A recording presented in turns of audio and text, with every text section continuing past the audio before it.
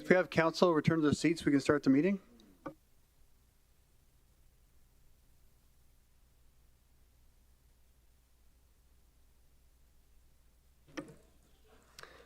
Good evening, everyone.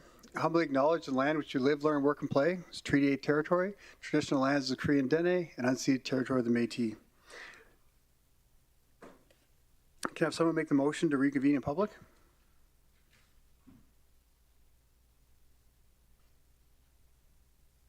Councillor Stroud.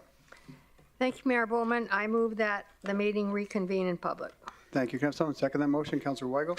I'll second that motion. I'll call for a vote. All in favor? And opposed? That's carried unanimously. Thank you.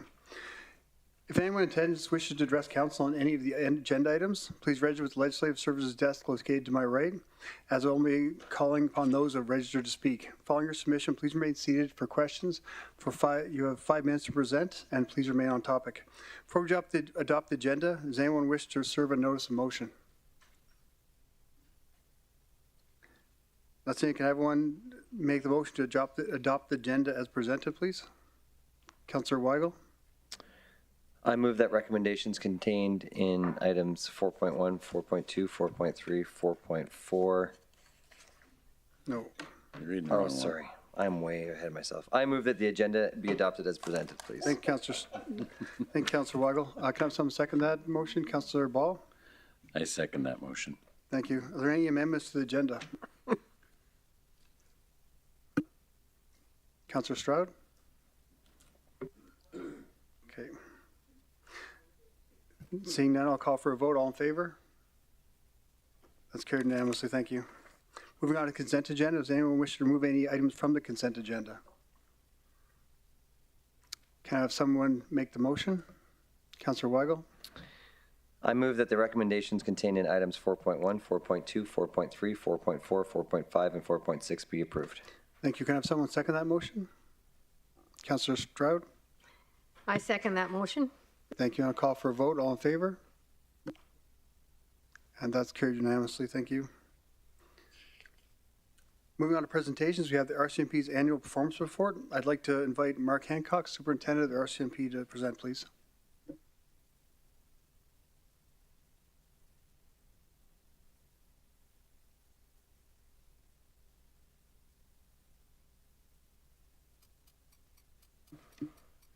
Thank you, Mr. Mayor, CAO, councillors. I just wanted to present on the Wood Buffalo RCMP Detachment Annual Performance Plan for coming up for this current year. And I'm just going to see if this slide is up. So some of the components of the plan include community consultation. We like to reach out to the community and see what they think about what the plan is, including all of you. In town halls, we also conducted a survey that was done throughout the entire municipality with the help of the rmwb media. And we gather stakeholder input and obviously getting stakeholder input every day anyway from everybody in discussions about putting together our plans. And these plans are reported on quarterly. They go to the mayor and the CAO for dissemination to everyone. The community consultation included community engagements, which are ongoing all the time, including with Sergeant Noski, our Indigenous liaison, with cultural events, many town halls that we can attend, and to gather as much information as we can at any time. And then the quarterly reporting I already mentioned, but prior to April 1st, we'd like to get our plan put together, and that includes that consultation. We had an online survey done with the RMWB webpage that was really very happy with the results. 827 people actually completed the survey and gave us the results as to what they felt were important for priorities for us for policing going forward in this year. Out of those 870 total responses, there were 770 in the Fort McMurray area, so a high number in the Fort McMurray area, 97 or 93%, and only 57 people or 7% of the rural. If I look at the last year's plan, I always really like to go over these. I know I only have 5 minutes, so I'll keep it really high level. But in 2022, 2023, for our annual performance plan review, the first objective was property crime. And that's what people felt was the most important initiative followed by drugs, traffic safety, and enhancing public confidence and engagement. We had a number of initiatives under those objectives that we tracked. I do have those numbers.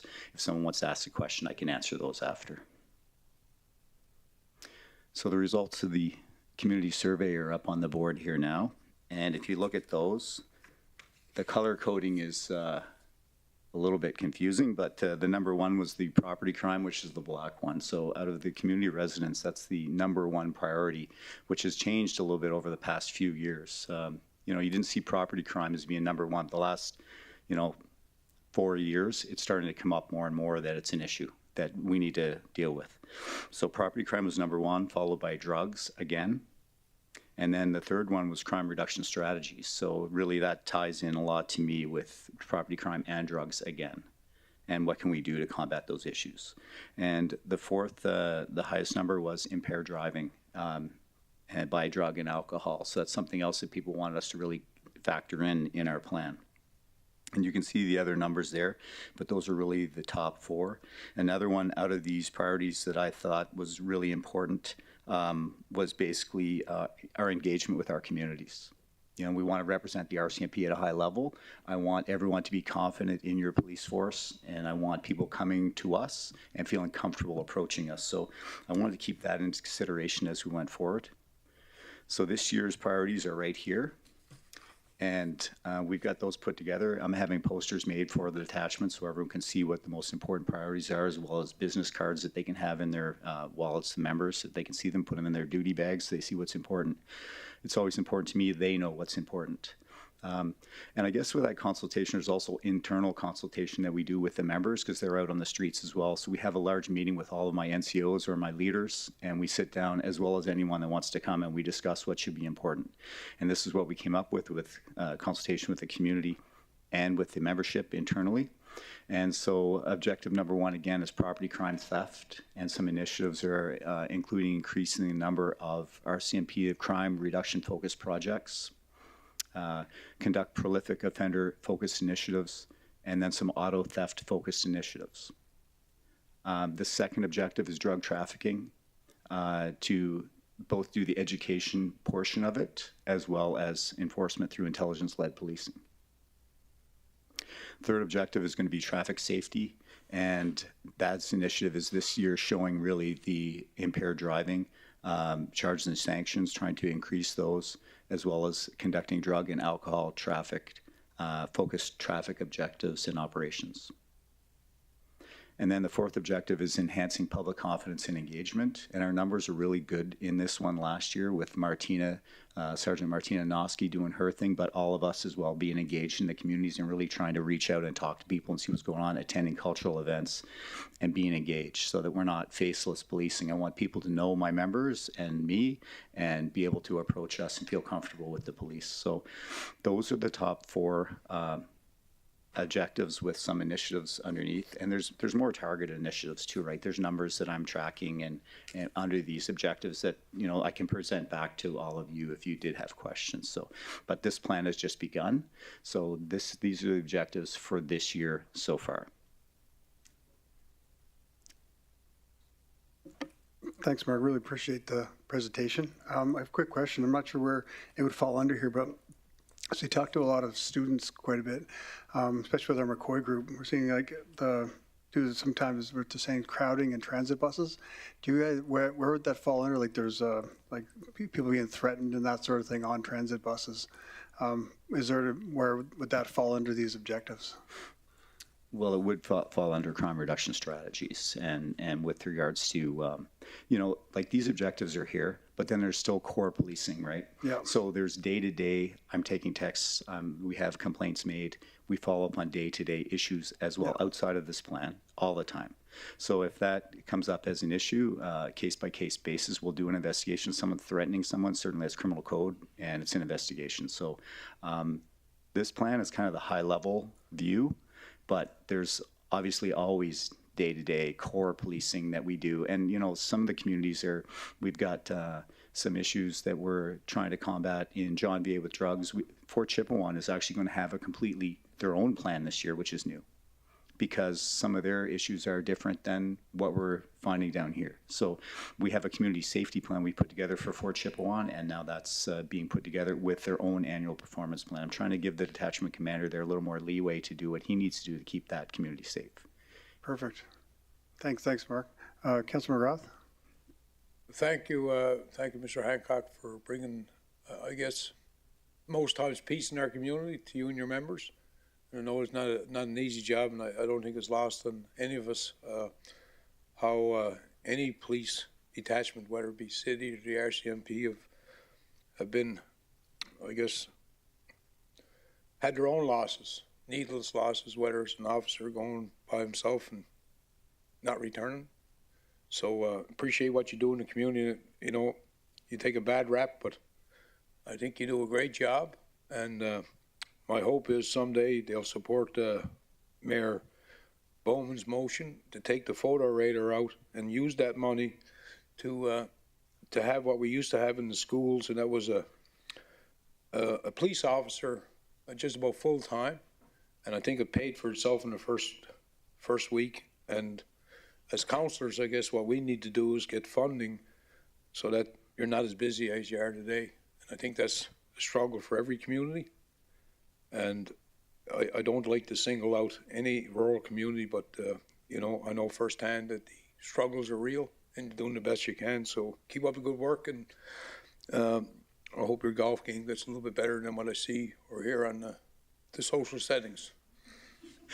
Through the chair to McGrath. Councilor McGrath, thank you. I actually can't play right now. I got a bad arm, so it's going to take me a little while. But we'll keep doing the community things that we're doing. And, you know, we are doing a bunch of different other engagements, like, you know, Cadet Corps and John VA, trying to get the kids engaged with the police. There's a whole bunch of things I could speak about, but I appreciate your comments. And certainly this council supported keeping the RCMP in Alberta, and especially in our community. So thank you. Much appreciated. Thank you, Councilor McGrath. And Councilor Dober?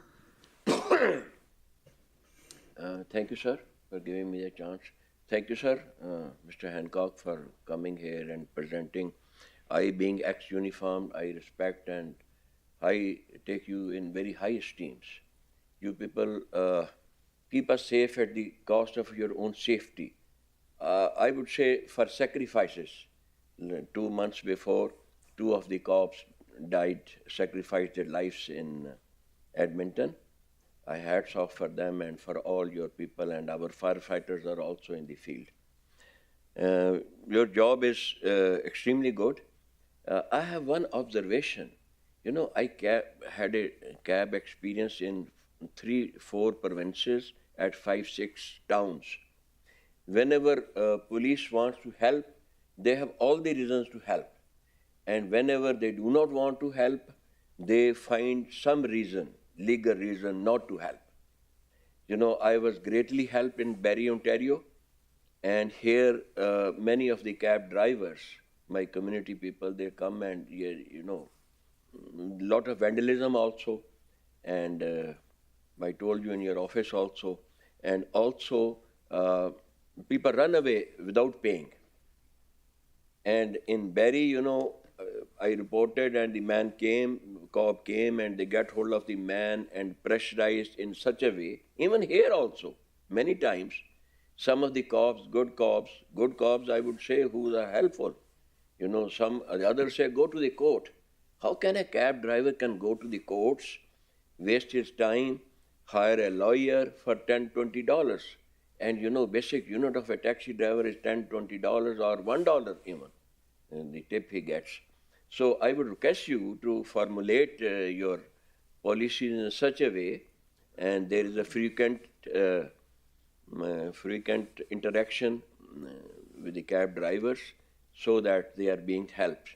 You have some plan ready with you, or you can want to apprise me and council what all do you do? Well, through the chair to Councillor Dogar, you know, these are ongoing complaints. If we have new complaints, then I want them to be reported to us so we can look into them, every one of them. You and I can maybe talk about this more after as well. But I want every person in the community treated properly. And if there's an investigation for a theft in that, we need to follow up on those. So it's every call to me is important, and treating everyone with respect is important. That's why, we're trying to, my members are in the mosque, they're in the communities, they're trying to build relationships with everyone we can here. So, if this is an issue with people doing this, then I want to hear about it. Thank you very much. Who is the officer whom I can contact, talk to you? Every time you are not available, you must be busy. You have a very responsible post, and maybe tomorrow you are not here. What is the designation of the man, supervisor? What do you call that I go and contact him? So you can start with me if you want, and we can figure it out from there. But then there's always just calling in complaints as well. If they're fresh complaints, call it in to the RCMP, and someone will follow up on it. But if it's bigger than that, you can talk to me, and I'll get you in touch with someone else or myself. Thank you very much, sir. Thank you. Councilor Boussier? Thank you, Mayor Bowman, through the chair to Mark.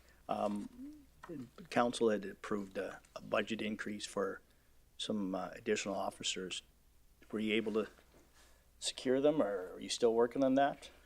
I'm still working on it through the chair to Councilor Boussier. We are still working on it. It's gone through to our staffing a couple of months ago, and really trying to push that. Depot is not producing the numbers right now that we need, and so but we are working with staffing to get those positions filled.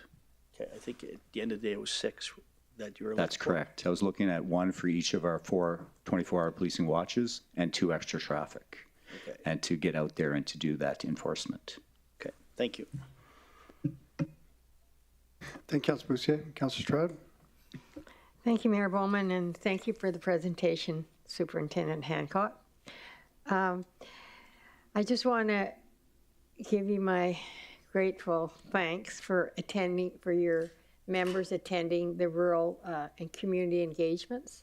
I was in John B, and there was 4 RCMP officers there. I just think it, as you said, it's the presence. The residents have the opportunity to speak to somebody, and each engagement I've gone to, there has been RCMP present, and I thank you. Also, the discussions that we had at the RMA, there's follow-up. I've had follow-up on those concerns, and that's much appreciated. Thank you. Thank you. Thank you, Councilor Stroud. Councilor Walker? Thank you, Mr. Mayor. Thank you for the presentation. I just have a question. The new program that you said is going to be implemented in Fort Chip, is that going to be ongoing, or is that just for a trial basis? Through the chair to Councillor Walkwin, that is ongoing. It will be a plan just like this one for the year, this upcoming year. And it's supposed to start April 1st.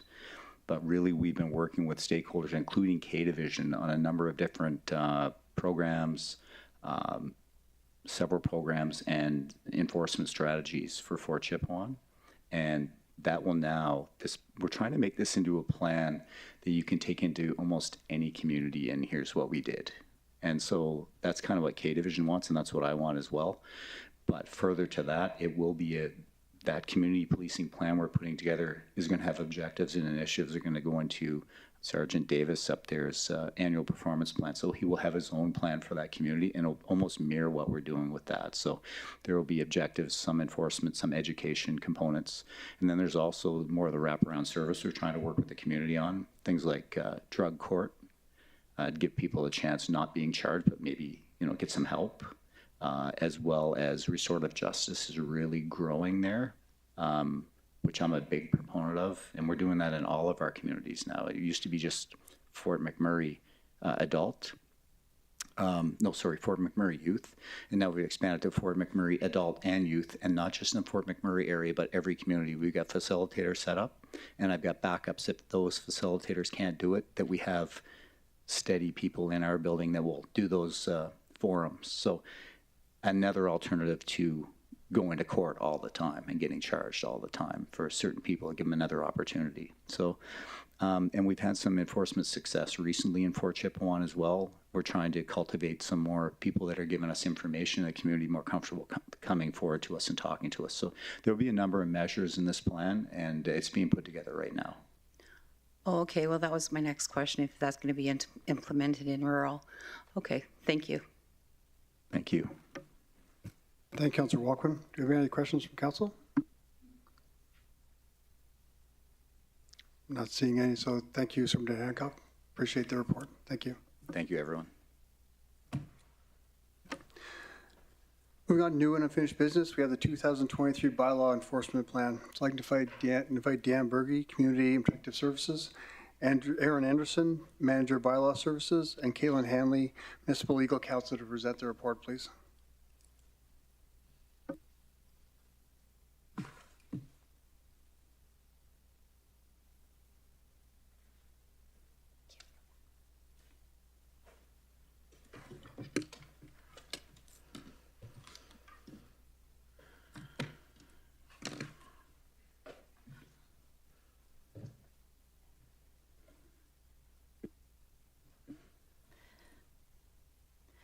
Good evening, Mayor and Council. My name is Deanne Berge. I'm the Director of Community and Protective Services.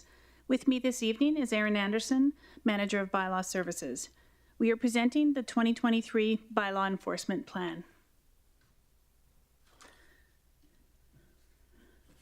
The 2023 Bylaw Enforcement Plan outlines the roles and responsibilities of officers, identifies operational priorities, and collaboration with other departments, agencies, and citizens. Bylaw Services is responsible for education and enforcement of various bylaws and regulations. These laws are put in place to ensure public safety, protect the environment, maintain community standards, and promote quality of life for residents.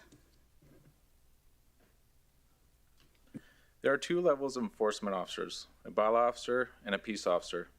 Bylaw officers have the authority to enforce municipal bylaws pursuant to Section 555 of the Municipal Government Act. Bylaw officers complete 6 weeks of internal training and then additional training related to animal handling and verbal judo. Verbal judo is a tactical communications program designed to provide frontline staff with the skills necessary to establish and maintain a professional presence during any verbal encounter. Peace officers have the authority to enforce municipal bylaws and provincial acts pursuant to Section 7 of the Peace Officer Act. In addition to enforcing municipal bylaws, community peace officers can enforce the Traffic Safety Act and the Dangerous Dog Act. Peace officers complete approved training at the Justice and Solicitor General Training Academy in Edmonton that includes training in vehicle use, communication, use of force, and legal studies. Peace officers also receive 6-week bylaw training and the additional training in animal handling and verbal judo. Currently, Bylaw Services has 9 bylaw officer positions and 21 peace officer positions. These officers work together 7 days a week, 12 hours a day to promote community safety. There are several ways for citizens to submit complaints. The largest volume of bylaw complaints are received through the rmwb pulse line at 743-7000. Officers also have self-generated files and files received through email or at the front counter. In 2022, there were 10,355 calls for service. As of April 30th, 2023, there have been 3,439 calls for service. Peace officers provide traffic safety for school zones and off-highway vehicle enforcement within the urban service area. School zone patrols are an important part of the traffic safety plan. There have been 165 off-highway vehicle patrols and 464 school zone patrols to April 30th, 2023. Traffic safety has consistently remained a priority identified by the community. Administration has established a joint working group that includes the RCMP, Bylaw Services, and the Traffic Operations Branch of Public Works to review new innovative ways to promote road safety. On December 1st, 2022, Council passed a motion that on the expiration of the existing automated traffic enforcement contract that the program be discontinued. The automated traffic enforcement program includes photo radar and intersection safety devices. The photo radar vehicle spends the majority of time in school and playground zones. The intersection safety devices are located at Thickwood Boulevard and Sillin Forest Road and Thickwood Boulevard and Real Martin Drive. The contract for automated traffic enforcement will end on December 31st, 2023. This includes both photo radar and the intersection safety devices. The 2023 strategies for traffic enforcement include laser enforcement, which is the use of handheld devices that an officer is able to confirm vehicle speed. Intersection safety device cameras, these are also known as red light and speed on green cameras. Photo radar, these are the mobile vehicles parked in approved locations monitoring speed infractions. And conventional enforcement is where officers stop motorists to address traffic safety violations or concerns in approved areas within the RMWB. Bylaw Services plays an important role in the winter maintenance program. Officers assist the roads branch with removal of vehicles to allow for snow plowing and snow removal operations. As of April 30th, 2023, there have been 1,294 violation tickets issued and 611 vehicles have been towed in the winter maintenance zones. Towing services are provided by an independent third-party company.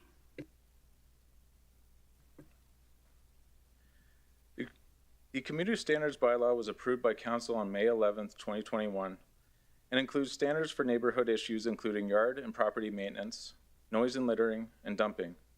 We've seen improved success with enforcement related to property standards. In 2022, 649 contravention notices were served to property owners, and out of those, 63 properties required municipal cleanup. As of April 30th, 2023, there have been 68 contraventions, 5 remedial orders, and 1 property cleaned up by the municipality. Based on analysis of past trends and community feedback, the 2023 bylaw enforcement priorities, in no particular order, are property standards, traffic and parking, responsible pet ownership, development and compliance, vehicle for hire, and community involvement.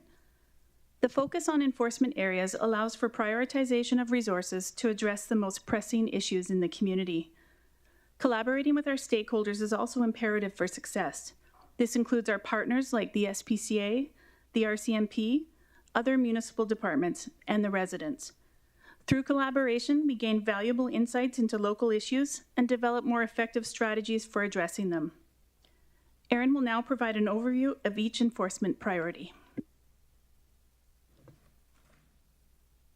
Property standards includes unsightly properties, which are properties found through proactive operations and reported infractions regarding overgrown lawns, excessive accumulation of materials, and other nuisances.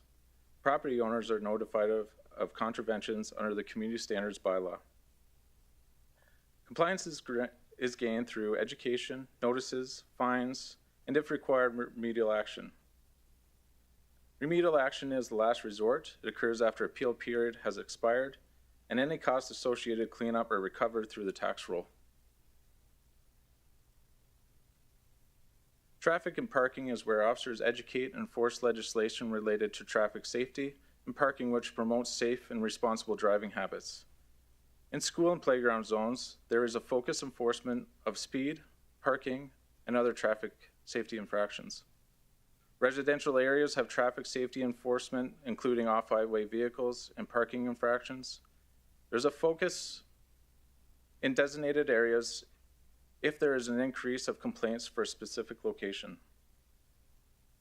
Off-highway vehicle enforcement is completed through the Traffic Safety Act and the Off-Highway Vehicle Bylaw. Officers access the trail system using an OHV to allow interactions with other OHV users.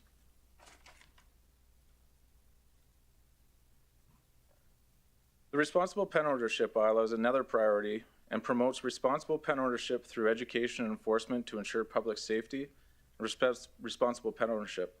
This includes animal licensing, reports of animal abuse, neglect, cruelty, and animal attacks. Officers take the appropriate actions to protect animals and hold offenders accountable. As of April 30th, 2023, there have been 1,376 animal control files.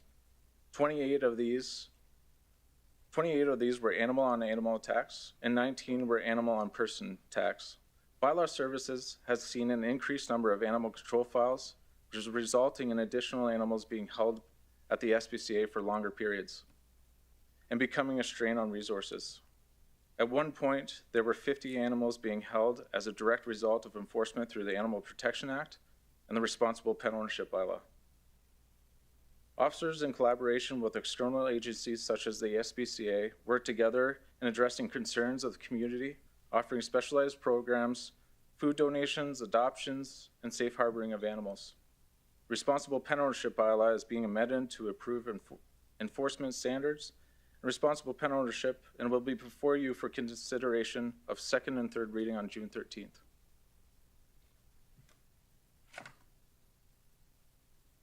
Development and compliance relates to concerns regarding property development, signs, business licenses, and property standards. Education enforcement promotes sustainable and responsible development. Officers work with the public in achieving voluntary compliance through communication, which involves notification of the infraction, education, which involves education on applicable bylaws and other regulations, and non-penalty enforcement, which involves issuing notices with applicable legislation, remedial dates, appeal information, and a request for development to be stopped or removed. Municipal ticketing is used as a last resort. Fine amounts are specified within bylaws, or in some cases, there is a mandatory court appearance. The municipality licenses and regulates the vehicle hire industry, including taxis, limousines, shuttles, ride-sharing services, and designated driver services. Vehicle inspections cover critical safety components such as tires, cameras, signal lights, seat belts, cleanliness, meter accuracy, and exterior appearance. Inspections ensure vehicles are in safe operating conditions, minimizing the risk of accidents or mechanical failures that may harm driver or passengers. As well, vehicle for hires are required to provide mechanical inspections every 12 months. Officers educate and enforce the vehicle for hire bylaw to enhance passenger and driver safety and ensure reliable vehicle for hire services for the community. So far in 2023, there have been 188 taxi inspections. Of those, 14 inspections were failed for the purpose of safety concerns. A reinspection is required prior to the vehicle continuing operations. Officers attend community engagements and events to promote public safety, educate the public on processes, current legislation, and receive public feedback regarding issues needing attention and resolve. This includes participation in bike rodeos, parades, marathons, school visits, and safety events. In addition to the bylaw enforcement policy, the bylaw enforcement priorities are set to prioritize efforts, build trust and confidence in the enforcement process, and work collaboratively with the community to achieve common goals. The administrative recommendation is that the 2023 bylaw enforcement plan be approved. That concludes our presentation. Thank you. Thank you. Thank you very much. That was a formative presentation. And I did actually call Sergeant Peter Daly when I was reading this the other night to find out what verbal judo was. Maybe I wouldn't have such a bad back if I had done more verbal judo in my younger days. Councilor McGrath? Thank you, through the chair. Appreciate what your peace and the peace officers and bylaw officers. And hopefully next winter we could have a knock on your door program so we don't tow mom and the kid away, or the dad that wants to take the kid to school. I know that lots of times interaction sometimes gets escalated because people don't understand the system. So appreciate what you're doing. I just wondered, you say you have 30 on staff? 21 and 9, is that correct? Through the chair to Councillor McGrath, that's correct. We have 21 peace officer positions and 9 bylaw officer positions. And is that 7 days a week, like just day shift only, like 12-hour shifts? Through the chair to Councillor McGrath, that it's actually 14 hours in the day because one shift runs from 7 to 7 and one shift runs from 9 to 9. Okay, so you have day and night? Through the chair to Councillor McGrath, that's just during the day. So at 9 o'clock, there's no bylaw officers on duty. Okay. And I guess through the chair, what would be an unsightly parameter of a building that would constitute a bylaw officer going and asking for a cleanup of the property.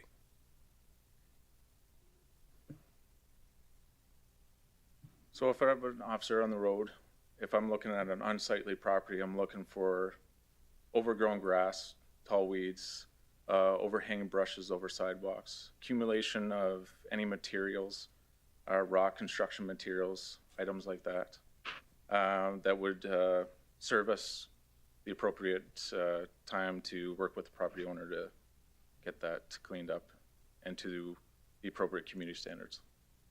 I appreciate that, and I know that we bought it before administration that on the south end of Franklin Avenue, while we're spending a lot of money, millions on incentives, there's a couple of blocks at the end that look like nobody's owned them for years, and actually they're a hazard. So hopefully we can get that cleaned up, and I appreciate what you do, because I think the aesthetics of our community need to be anteed up.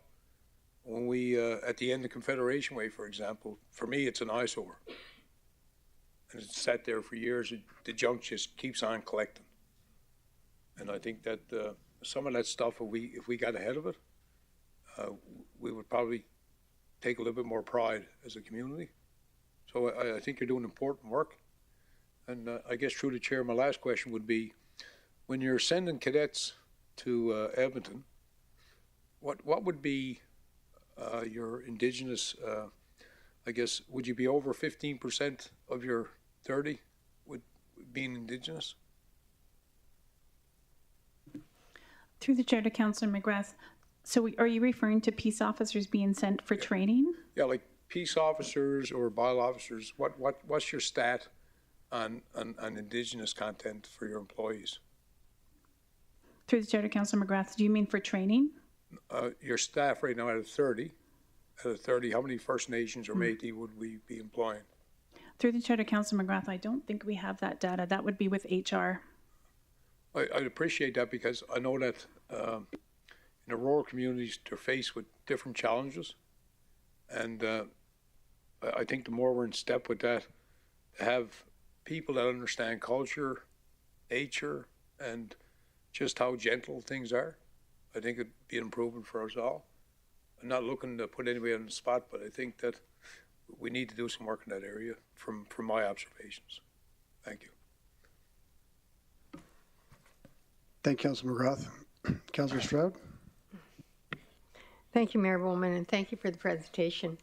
So I was just wondering, I know you do go to events, is that throughout the region, for example, in the schools?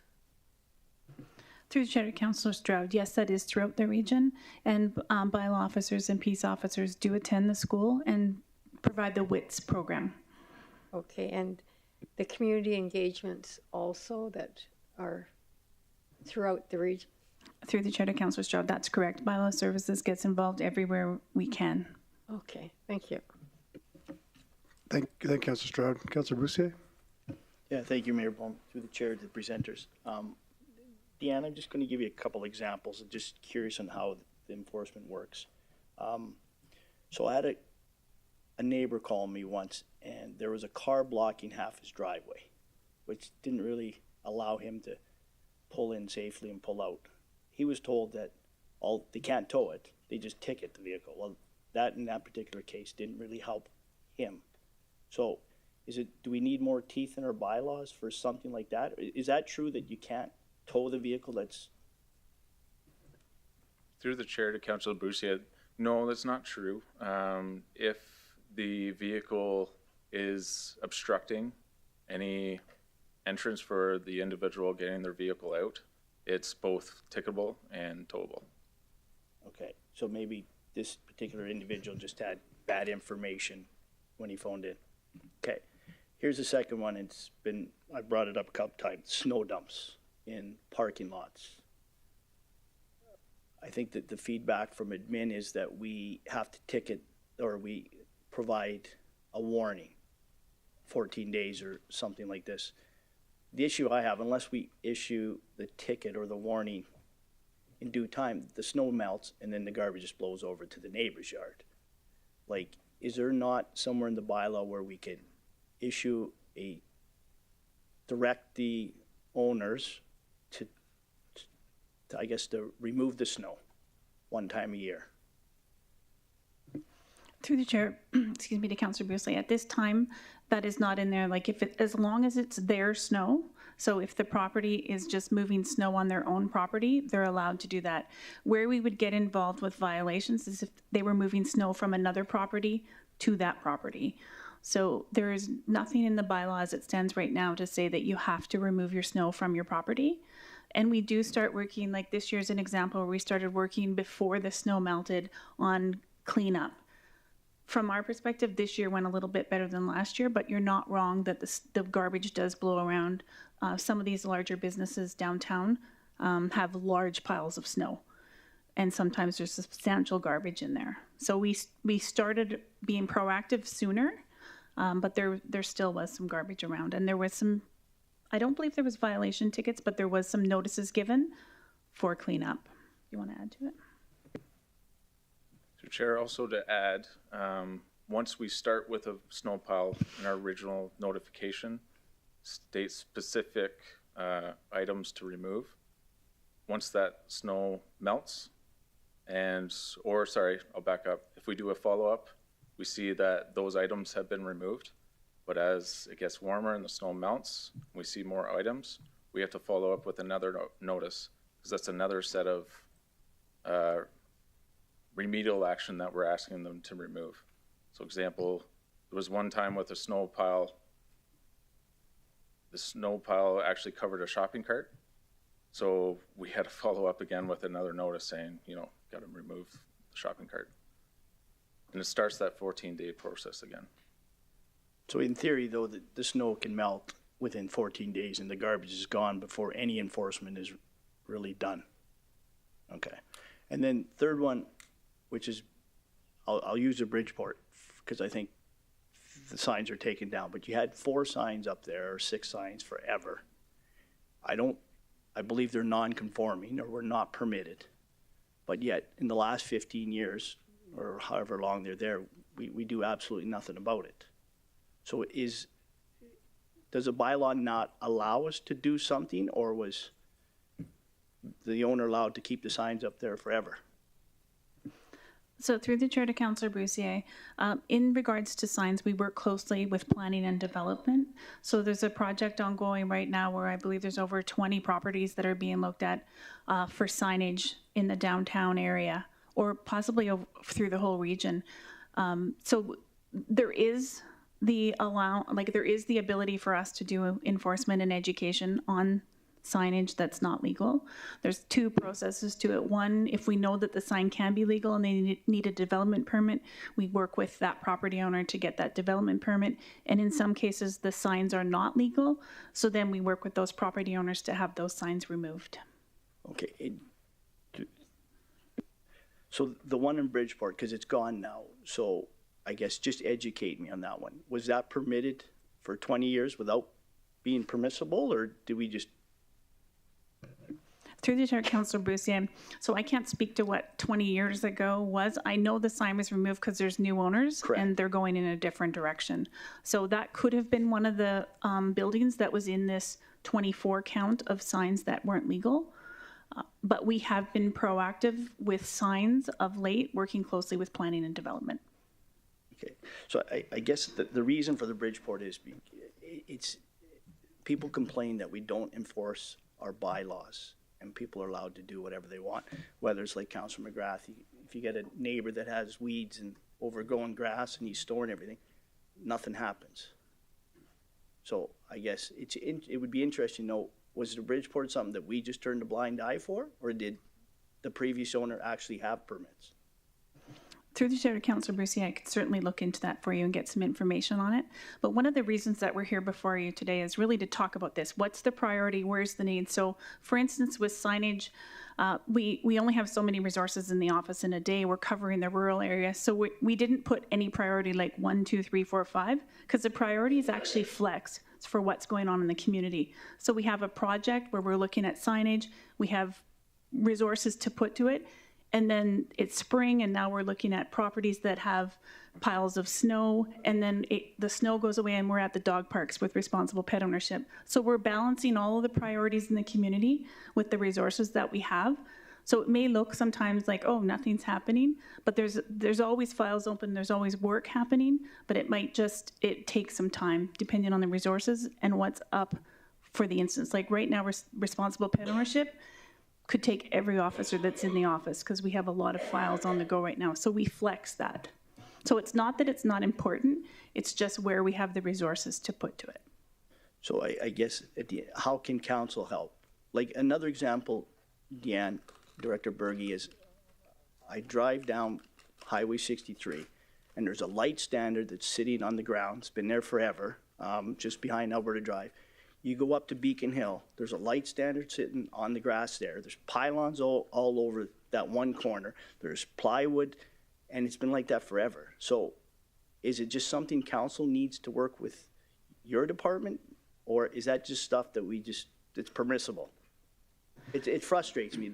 To me, that the town is, I don't think I've ever seen it this dirty, this late in the year, with garbage and light standards and pylons, and it's a mess. It's embarrassing.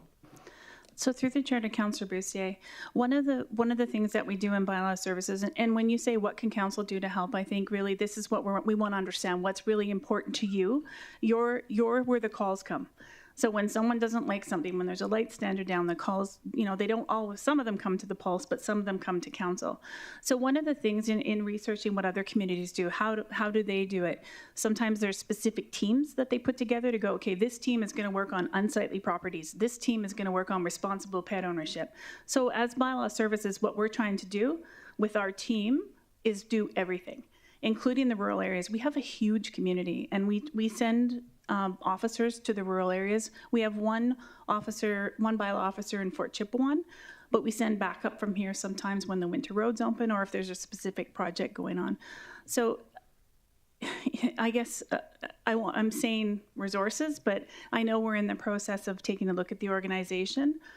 When we say we have 30 officers, that's if everyone's fit for duty and ready to go, and we have all 30 in, and that doesn't happen every day. So I'm not making excuses, but I'm saying we're doing the very best we can with what the important issue is of the day, whether it's off-highway vehicles, whether it's responsible pet ownership, unsightly properties, everything is a priority, and we're balancing that as best we can because we know you're getting calls, and we're trying to alleviate that and be proactive as much as we can. Okay, yeah.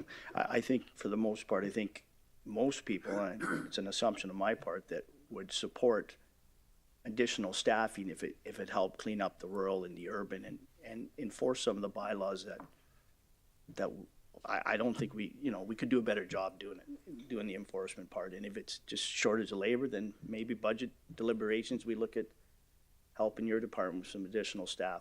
I don't know what the answer is, but right now it's pretty embarrassing driving into Fort McMurray when you drive through Highway 63. And I understand it's a provincial matter, but I mean, it's just, we need to do some things different, I think, Deanne, to just, I don't know, clean up the city. Okay, thank you. Thank you, Councilor Bussier. And quick question, Deanne. During the last budget, we did approve more funding for more peace officers. How much success have you had in hiring those? Through the chair to the chair. So yes, you approved 4 additional bylaw officers during the 2023 budget. So we've put the recruitment out. One of the things that happens with bylaw officers is they also need a security clearance. So we have 3 of those bylaw officers that are in the recruitment process. 2 have passed security clearance. 1 is waiting, and the other 2 we're currently recruiting. Oh, nice, thank you. Councilor Ball? Thank you, through the chair. I want to touch on a couple of things that Councillor Bussier was mentioning. It's more about the land use and the development side of things. I have spoken to some members of planning about this, but when I'm going to pick on Walmart, they're an easy target. When they developed the properties, they had a certain landscaping component that was required. And if you go there today, I don't think there's a single live tree in the parking lot because they don't keep it up to date. And as I understand, it's planning's responsibility to enforce that along with yourself. Is there any I brought it up about a year ago. I'm just wondering, is there any progress in that particular issue? Through the chair to Councillor Ball, I'm going to have my colleague speak to that.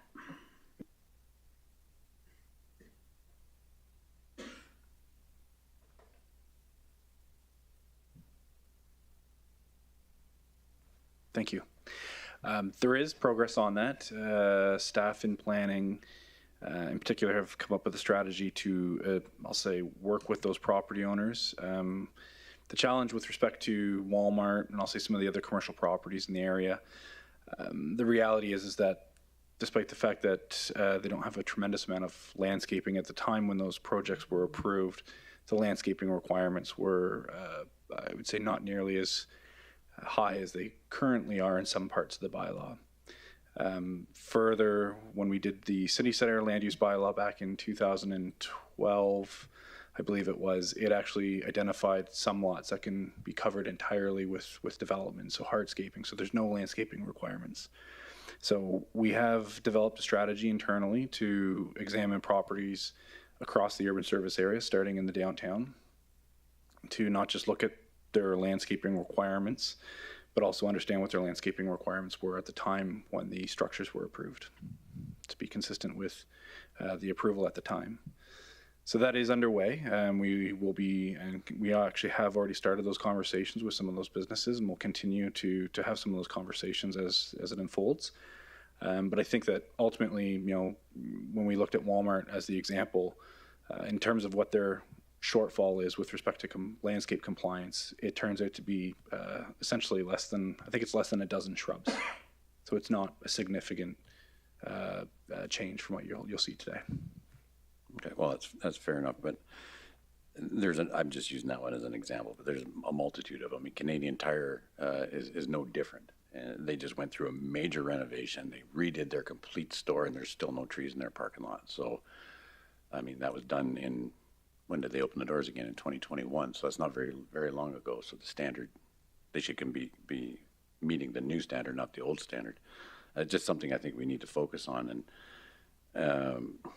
you know, you go to any other community, these parking lots are all well landscaped. They look great. Ours look horrible because there's just no landscaping in any of them.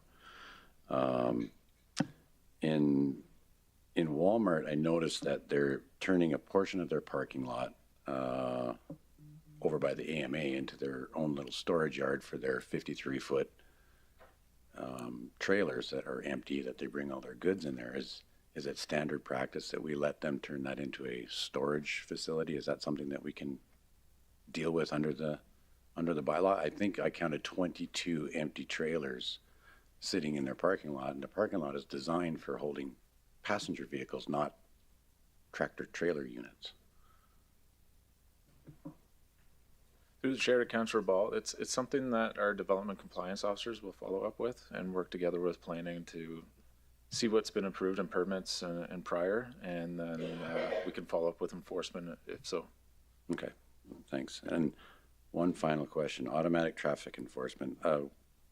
When we asked to have that canceled, I think a number of us here were under the impression that that contract was ending significantly quicker than December of this year. What would it cost to end it today? Do you know that number? Through the chair to Councillor Ball, it's a significant number that it would cost for us to end the contract before it ends. Yeah, what's the number? It's over $500,000. How much revenue this year? Through the chair to Councillor Ball, I'm not sure for 2023, but in 2022, the revenue put into the community investment program was over $1 million. So it'd be safe to say by June we will have raised $500,000 in revenue that would pay out the rest of the contract? Through the chair to Councillor Ball, one of the tricky things with automated traffic enforcement is not every individual who receives a ticket pays it right away. So there's quite a lag in the revenue. So I wouldn't be able to say that there would be that exact amount in June. Okay, fair enough. Thanks. Thank you, Councillor Ball. Councillor Dogar? Thank you, sir, for giving me the chance. Thank you, madam. Very elaborate presentation. My question is that peace officers and the bylaw officers, do they sometimes work in coordination with RCMP? because there is similarity of certain things. Do they do it, or some coordination can be done at that level, or do you think something could be done to utilize them better? Through the chair to Councillor Dogar, there's quite a few projects that happen together with the RCMP. Bylaw officers, community peace officers, and the RCMP work together on a regular basis. If there's a file that involves something that could be dangerous, whether it's an individual or a property, RCMP will attend with bylaw if they're delivering a notification or looking for someone. So we work collaboratively with the RCMP on a regular basis. Thank you very much. Thank you, Councilor Dogar. Do we have any other questions from council? I'm not seeing any, so thank you for your report. Do we have any delegates to this item? We have no registered delegates for this item. Thank you. Can I have a councillor make the motion? Councillor Walkman? Thank you, Mr. Mayor. I move that the 2023 Bylaw Services Enforcement Plan be approved. Sorry. Can I have someone second that motion? Councillor Stroud? Thank you, Mayor Bowman. I second the motion. Thank you. Any further questions of council for administration, followed by debate points?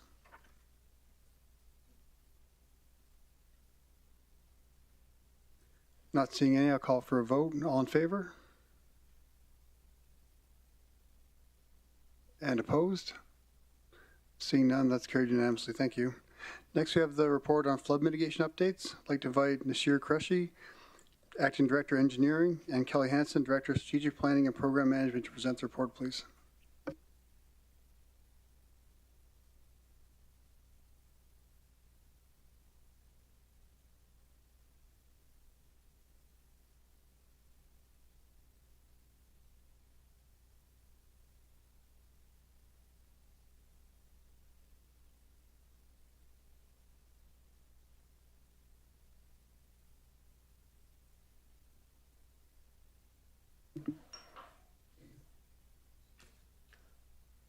Good evening, Mayor and Council. My name is Nasir Qureshi, Acting Director of Engineering. And next to me is Kelly Hansen, Director of Strategic Planning and Program Management. On my left is Maureen Ekonechini, Program Management Flood Mitigation. We also have subject matter experts, Mason Ross in the gallery, who is Acting Manager, Engineering Department.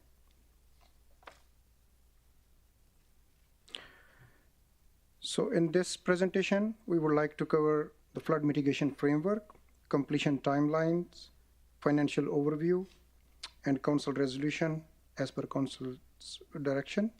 And I would like to Kelly Hansen, Director of Strategic Planning and Program Management, to walk us few slides. Thank you.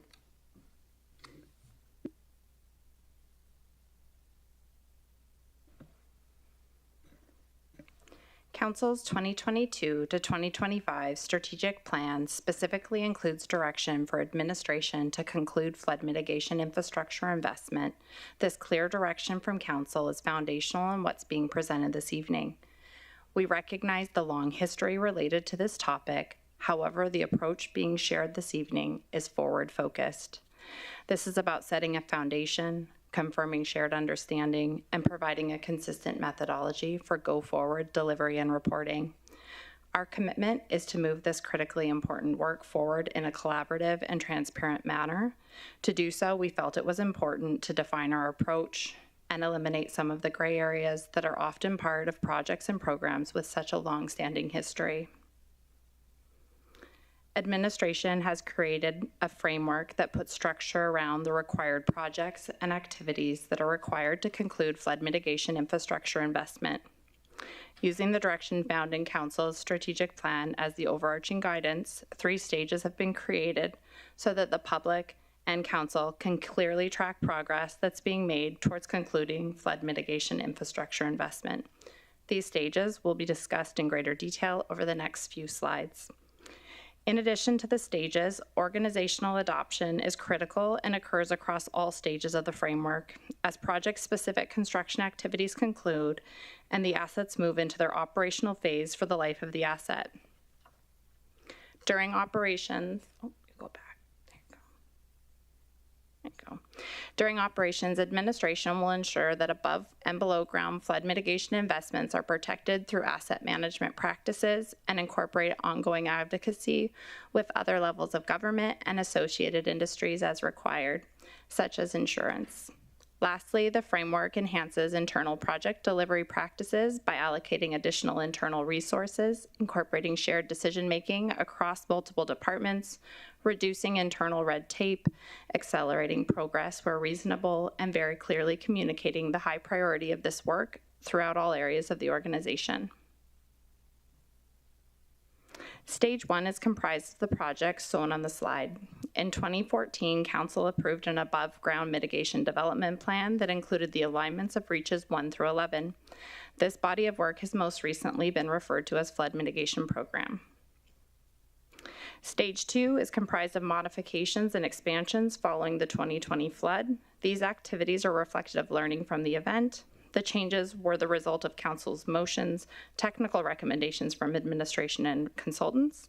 Stage 2 includes the following projects and activities: Taganova North and South, underground enhancements, Reach 1 through 4, Hanging Stone expansion area, the purchase and deployment of seasonal mitigation assets, construction of interim clay berms along a portion of Clearwater Drive.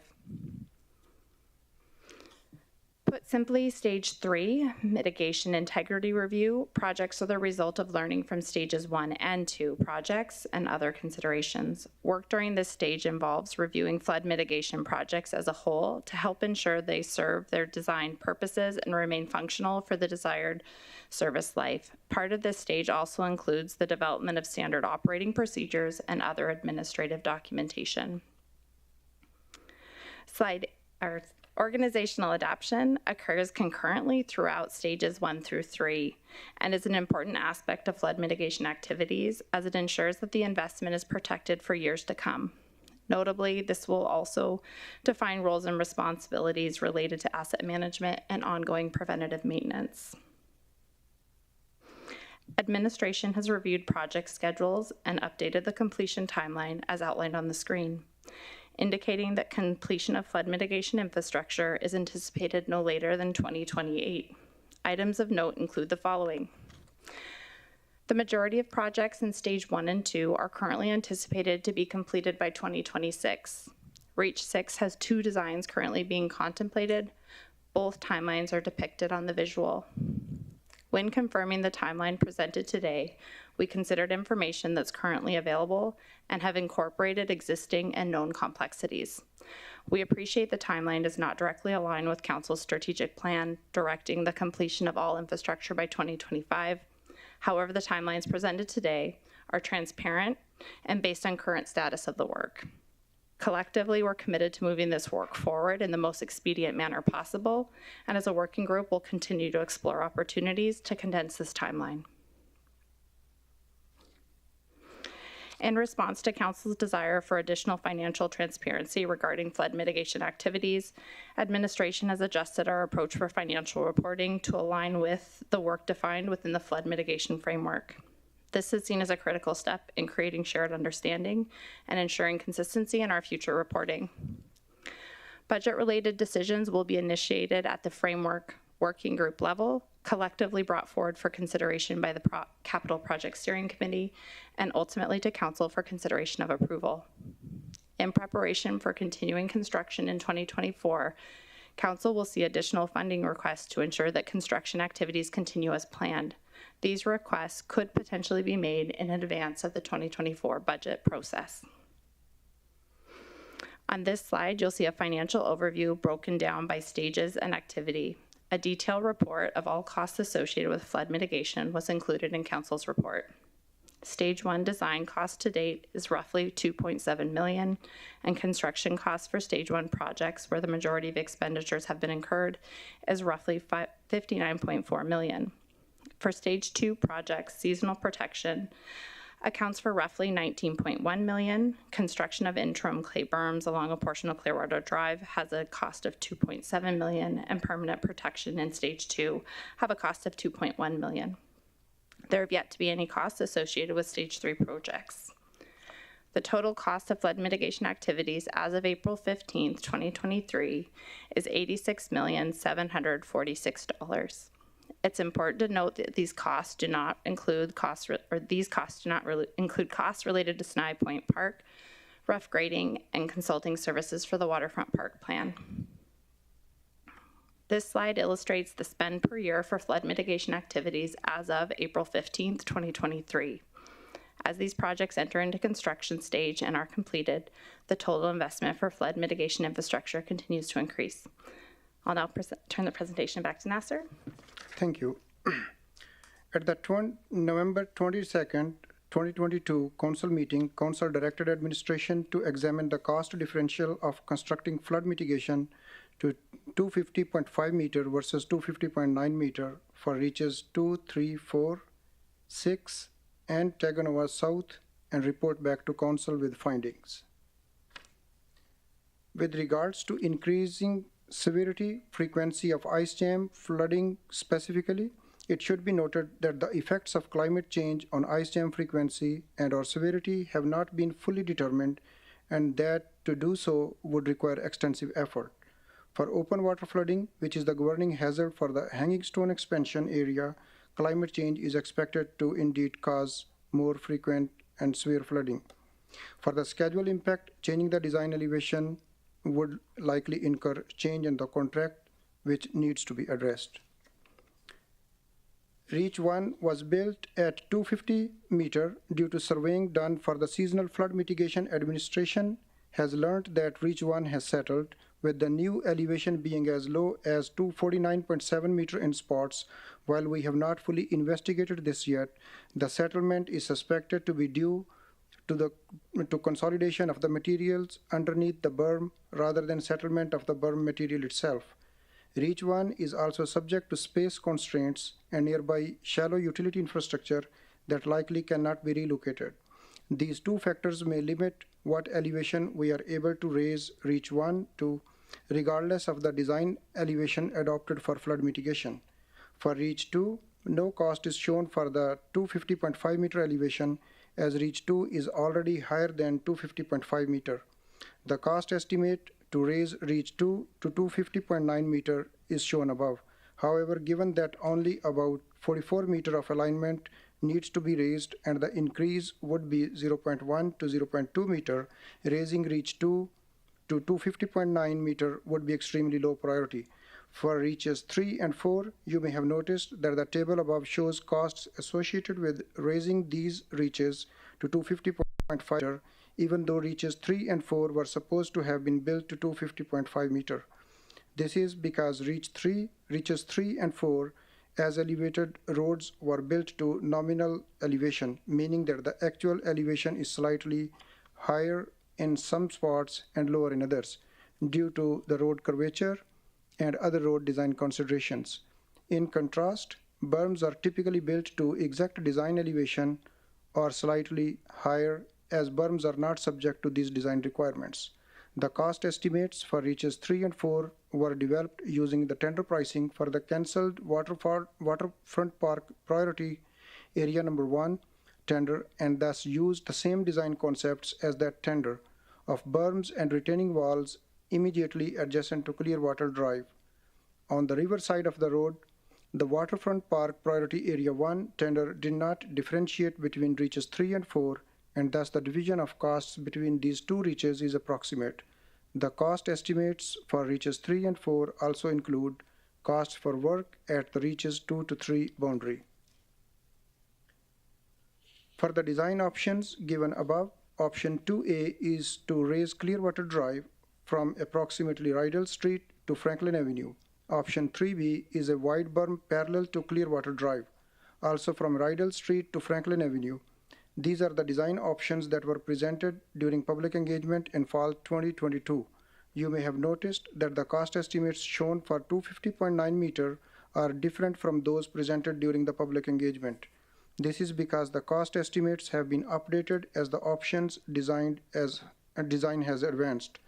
The difference in encroachments and the road tie-in impacts between the two elevations is minimal, particularly compared to the effects of needing to leave room for a future expansion to a 4-lane road and the impact of the heritage shipyard location. It should be noted that regardless of which option or elevation is chosen, the final design must consider long-term settlement of fill material and the consolidation of the underlying material, as was suspected to have happened with Reach 1. The preliminary geotech report suggests that such settlement be mitigated by either overbuilding or periodically checking the mitigation's height and topping it up as needed.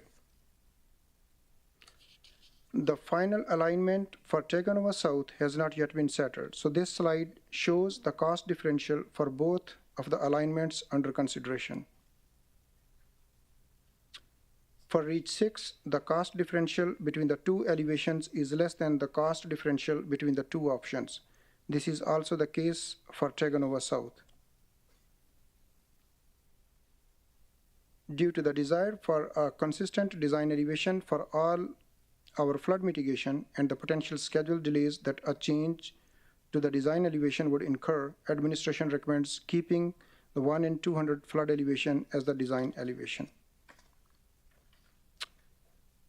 So next step is just to continue the ongoing reporting and report back to council on Reach 6. Thank you. So this is our presentation, and we are here to answer any question. Thank you. Do we have any questions from council? Councilor McGrath? Thank you, through the chair. I guess the first question, I know the Reach 1 and Reach 2, I think the build out and the finished product was about $200 a meter. That was probably 8 years ago.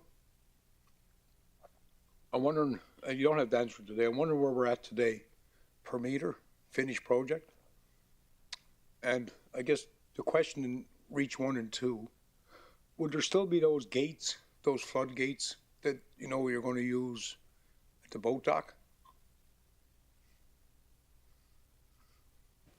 Through the chair to Councillor McGrath, the value of the contracts for Reach 1 came in at $4.7 million. We did consider your request at a previous council meeting for investigating the costs per meter for the Reach. Unfortunately, that's a very apples to oranges kind of comparison because the Reaches all start at different elevations. And the elevated roads like Reaches 3 and 4, they're much bigger than a berm would need to be, so it's not really an accurate comparison. With regards to the gates, for Reach 1, we hadn't looked at floodgates. We were considering, for raising Reach 1, we were considering raising the berm or building a short pony wall. Floodgates, we might consider looking at those in the future for things like parking lot entrances, like near the amenities buildings to get in and out of those parking lots during flood season. But we haven't settled on how we would address that, and that would be something we would look at during the flood mitigation system integrity review. We would be looking for recommendations to how to address those awkward spots.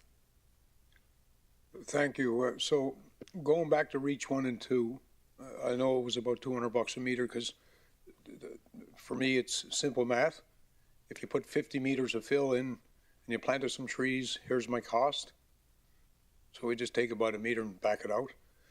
In Reach 1 and 2, is that why we still use them? I think it was the feds that came with the 259. I think that was a federal wish, I believe, after we built to the 248.5 originally. And then we done some road profiles on the Clearwater Drive as we were building up the tables for the infrastructure underground. I think that got buried in some of this flood mitigation as well. I guess at the end of the day, it'd be interesting as a councillor over the last decade to see where we started per meter, where we're at. And I think that as we see going through the files, it looks like one deck of dirt to take it from 250.5 to 250.9, and the deck in the field is 4 inches. It's going to cost $9 million in 2A and just about $2 million in 3B for our options. So 4 inches of dirt is going to cost $9 million in that one area. I guess two questions that can come back to council. Price per meter so far, and who augmented the 250.0? Was it the feds? Something tells me that we had completed construction, and then we got, I guess, taken away by different acts and insurance and liabilities. I just wondering if we could investigate that and see who funded, or who's going to fund the extension and the elevation. So through the chair to Councillor McGrath, the 250.9 comes from the provincial flood hazard mapping study. The federal government and the provincial government haven't come out and said, thou shalt do this. The provincial government has said, oh, it's 1 to 100, good enough. That doesn't mean they won't come back and recommend a higher elevation in the future, but right now their minimum acceptable is 1 in 100, which is the 250.4.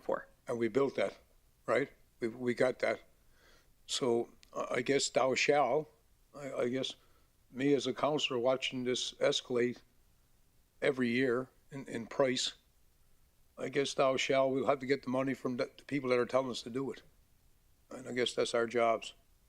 But 4 inches of dirt is expensive. And I guess we'll just we'll wait until the administration through Paul can come back and give us a price per meter on what we built so far. And I guess my last question is, when you refer to temporary clay structures, does that mean we're going to dig them up and repurpose them? Through the chair to Councillor McGrath, yeah, the interim berms that you see beside Clearwater Drive, when we get ready to do Reach 6, which is in that area, we'll be incorporating all that clay from those interim berms into the permanent construction. So you're going to rehandle that dirt? Yeah, the material is not going to go to waste. I wasn't really concerned about the material, ma'am. No, so you're going to take the dike out, you're going to move it down a little bit, and what will you leave behind? So when we do Reach 6, whether it's whether we're raising the road or whether we're building a wide berm, the end product is going to be something that's meant to last, and it's going to be properly landscaped like all of the other completed reaches in town. The interim berm that's there now, it was put down to tide us over until the permanent mitigation could be completed. So it doesn't have the same nice, gently sloping side slopes. It doesn't have the same nice landscaping. So is that dike, that engineered dike, that's just fill, is not compacted, not soil tested? Temporary dike? Sorry, through the chair to Councillor McGrath, it is compacted, but not quite to the exact same density that we use for our permanent construction. And it is proper berm material. It came from a stockpile that we had been reserving for flood mitigation. So that I'm clear, and a reference from a guy that grew up here, when you go down the Clearwater River, from what point will you be removing to rehandle it? Like, what will be your start point to bring it over to Reach 6? So through the chair to Councillor McGrath, I believe they're going to try and bring back the presentation to show it. So the interim berm is already physically where Reach 6 is going to go. So it doesn't have to be moved anywhere. It's already physically there. So it'll be, if you're talking about how far it's going to be moved, it's like 10 meters or something like that. It's on back of the ships? Pardon? On back of the ships? Will that berm in front of the shipyard, will that always be there? You're going to move it on back? So we're going to take the material up and use it in the construction of Reach 6. Whatever we end up building for Reach 6, we may not be a berm, it might be a road. So if we raise the road, we'll use that material as part of the road base. Well, I'll have to take a bit of time to digest that one. I appreciate what you guys are doing. Thank you. Thank you, Councilor McGrath. Councilor Stroud? Thank you, Mayor Bowman, and thank you for the presentation. So have we received roughly 19 million from other governments for flood mitigation thus far? Through the chair to Councillor Stroud, that's right. It's about 19.6 million, I believe. Thank you. And is there any continuing work being done at Ptarmigan Court Park within the flood mitigation program? Through the chair to Councillor Stroud, no. Ptarmigan Court has been released, I guess, from the flood mitigation program, and it's being addressed through other departments. Thank you. Thank you, Councilor Stroud. Councilor Boussier? Yes, thank you, Mayor Bowman. Through the chair to the presenters. Nazir, I think that, and I don't believe it was you that provided the last update, but I believe the last update I got was last year, and we were supposed to be done in 2024, was what I was told. And now it's 2028. Is just looking for the reason for a 4-year delay or 4-year extension.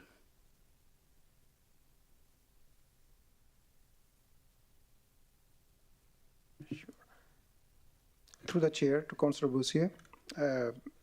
Last year, when previously we presented during the budget, so we were not sure about the REACH 6. So still, that's whatever our projections are showing, mostly it shows about the REACH 6. So the remaining REACH 10 and the Taganova South, so they are the one mostly showing a little bit delays, but the rest of all reaches are mostly on the target which we projected in our budget presentations. So that overall, it shows that yes, it will be completed, including the REACH 6, closer to 2026 to 2028. So with those selected options, maybe if Maureen, you can add anything. Yeah, thanks. Through the chair, in addition to what Nasser shared, I think the other part of this is that what you saw was a framework, so putting additional people next to the work and being able to take into consideration other parts within the organization that need to be completed to give a more, I guess what I would say is a transparent timeline of what we feel is realistic based on what works in play right now, what other complexities are known around those areas. And to Councillor McGrath's point earlier, there's a bit of work left to do with REACH 6 and being able to come back as there's a fair amount of community engagement related to that. What you will see is a substantial amount of completion happening in advance of 2028. And then what we spoke to earlier in the presentation was depending on which approach is selected ultimately for REACH 6, you may see an earlier completion. I also feel confident over the last number of months, we've been working collectively as a working group. And I think as we move forward, we have an opportunity to consider where there are opportunities to maybe see an expedited delivery for some of these areas. At this time, this is what I would say is a conservative timeline, one that we feel with the known information in front of us that we could achieve, and we'll be working quite collaboratively to see where we can find time savings. Okay, through the chair, I guess, is there anything this council can do to make sure that 2028 is a realistic delivery date? Through the chair to Councillor Boussier, at this time, I'd like to ask that we could consider that when we come forward in 2024. I would say it's realistic for us to look like what we have right now. We feel comfortable and confident we've got the resources needed in this moment. But if there were additional resources or if there were other options to consider an expedited delivery, I think collectively as a working group, we'd appreciate the opportunity to bring those as part of 2024 budget request. Okay. And I think on a positive note, REACH 11, I was down there on the weekend. They've obviously moved a lot of dirt. Are they on time? Like it says fall of 2023, and they look like they're close to being complete. Through the chair to Councillor Boussier, yes, they are on schedule. And till last year, 2022 was there all the dirt work. This year they will be just paving on the top of that dirt, and that would be the completion of this project. So yes, they are on top. Okay. Yes, thank you. Thank you. Thank you. Thank you, Councillor Boussier. Councillor Ball? Thank you, through the chair. I don't know how to frame this, but I'll take a kick at it. This is being presented as an update, correct? And, you know, I had obviously asked some time back about the differential cost between a 1 in 100 build versus a 1 in 200 build, and that information here is here, and I'm thankful for that. Obviously going to digest it right now, but I'm trying to understand the rationale for the recommendation. Because I didn't ask for a recommendation, I just asked for a cost differential. It wasn't about making a grand decision at this point, it was just having the information in front of me that 1 in 100 costs this much, 1 in 200 costs this much. And now I have this rationale for a recommendation. So I need to ask this question, where other levels of government, or it says in this portion here, other levels of government as well as the insurance industry are indicating that they prefer an increased level of protection. And that's obvious. Everybody prefers an increased level of protection. We could build it to 1 in 10,000. But here's my question. What's the elevation level in Fort McMurray that insurers will insure at? Is there a single residential property in the lower town site that's insured for flood downtown? Through the chair to Councillor Ball. While I can't speak to the specific homes and their insurance policies, what I can tell you is that when we did a review and we did have conversations with a number of representatives from the insurance agencies and Insurance Bureau of Canada, some of the direction is there's not one specific number that will meet the needs of any or all. There's room for interpretation from those, and that's where you'll see in some of the stages that we've lifted this up from being simply an activity of constructing projects and starting to consider how do we as a region, how do we position ourselves so that we're best positioning residents to have those made available to them should insurance be available based on this flood mitigation being completed. That's a part of the work that needs to start right now alongside the construction that's happening. Okay, well, thanks for that. But so at this point, we don't know if insurers will insure people in the lower town site at 1 in 200. Do we know that? Through the chair to Councillor Ball, that wouldn't be something that could be unilaterally answered. At this time, quite similar to what's in place, if we were to build to 1 in 200, there's not a guarantee that individuals or businesses would have insurance readily available to them. Okay, so that makes sense to me. But therefore, I don't see it as being a reason why to build to 1 in 200, right? And is there really a reason that we have to have a recommendation that we build to 1 in 200 at this point? That's already on the books. You're designing and building to 1 in 200. I don't think we need to reinforce that. As the motion that would be coming later states, there's no point in it. It's already in play. We haven't changed that. So is there a reason that we're reinforcing that today?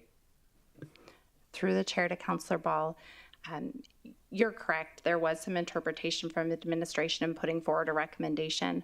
What I'll say is part of looking back at the work for this program is historically when there's been changes in decision or changes in leadership or even changes in administration, changes have equated to potential delays in some sense, and that's by no means me saying that those changes or those delays are at the fault of any member of council or any member of one part of administration, but it is clearly shown that through changes in decision and through the time required to consider those, we are seeing potential delays.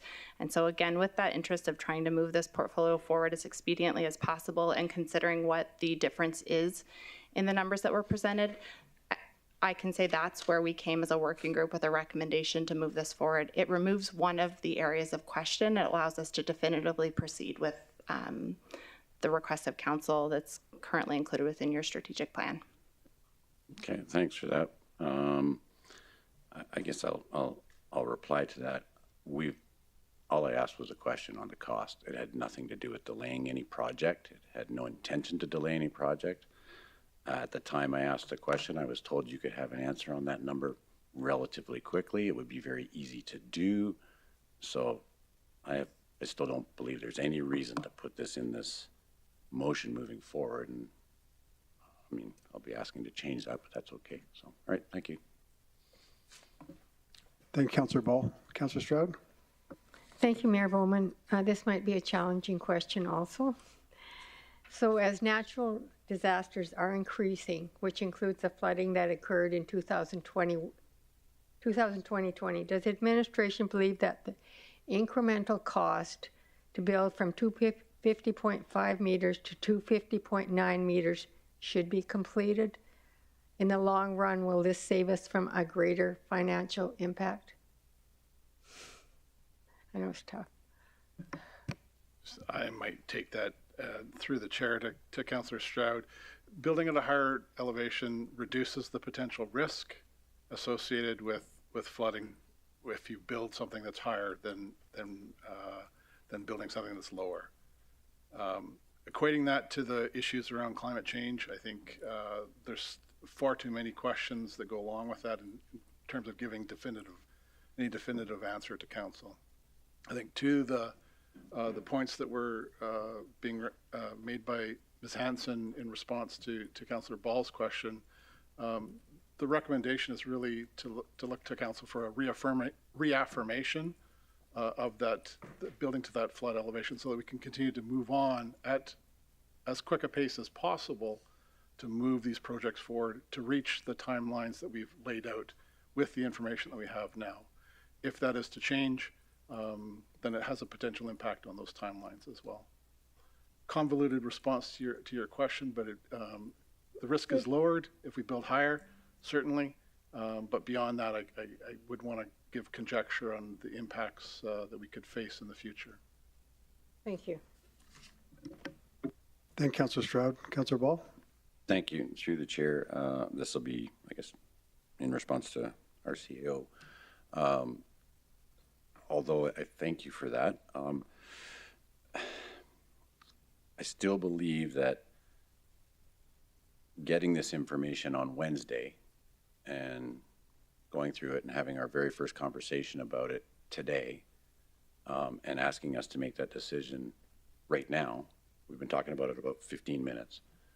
I would much rather have a little bit of time to digest this and then make my recommendation relative to this point. I don't disagree in the 1 and 200. I've never said that.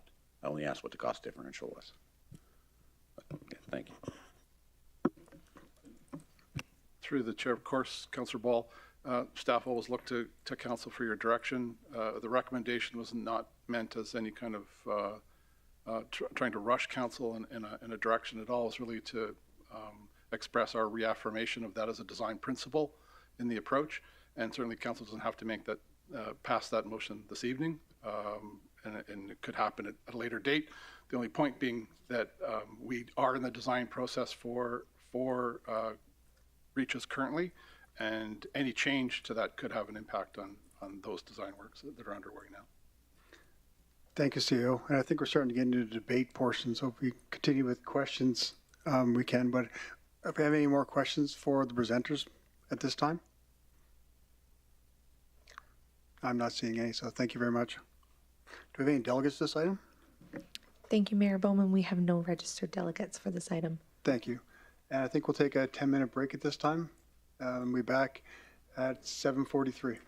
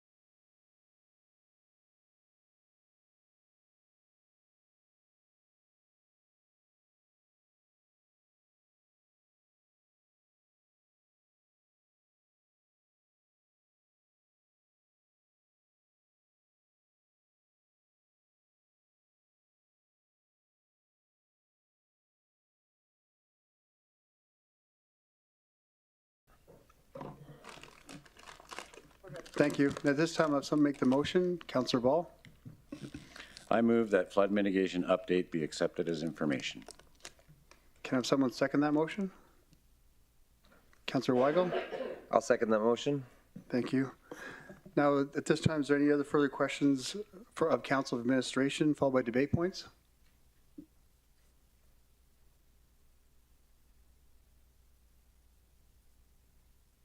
Not hearing any. I'll call for a vote. All in favor? And opposed? Councillor Cardinal?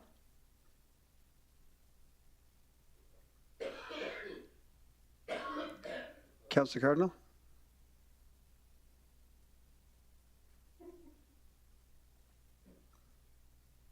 You're on mute, Councillor Cardinal. I didn't put my hand up, I don't think. No, I asked for and asked for opposed. Oh, sorry. For. Thank you. So that's carried with one opposed.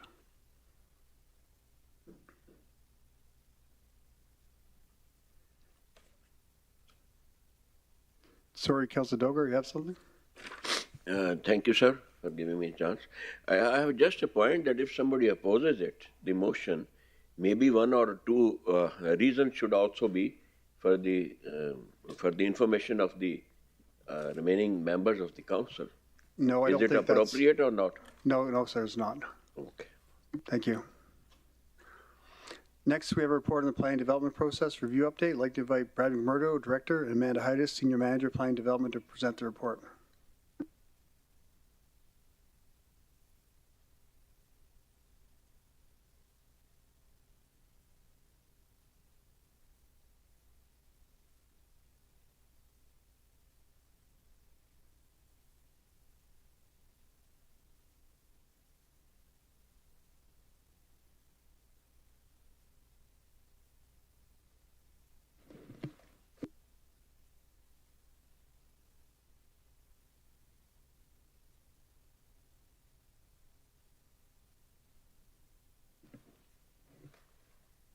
Good evening, Mayor and Council. I'm Amanda Heides, Senior Manager of Planning and Development, and with me this evening is Brad McMurdo, Director of Planning and Development.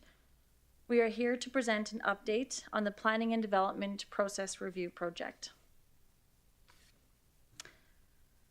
Planning and Development is a public-facing department interacting with thousands of people yearly. People come to us for a variety of reasons, such as business licenses, special event permits, development permits, safety codes, permits and inspections, property inquiries, and facilitating the sale of municipal land.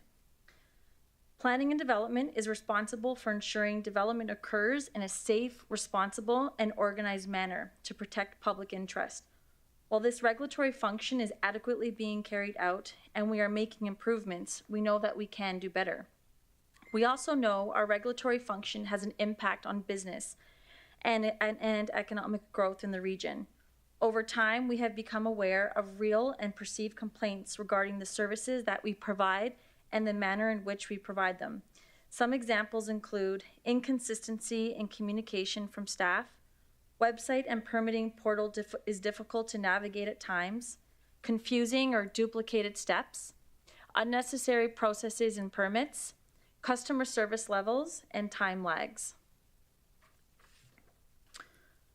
Our department is made up of 3 branches, including community development planning, safety codes, and land administration. And we are committed to improvement, along with council, community stakeholders, and our community. In order to understand root causes of issues and ways to address them, our department undertook a process review within planning and development.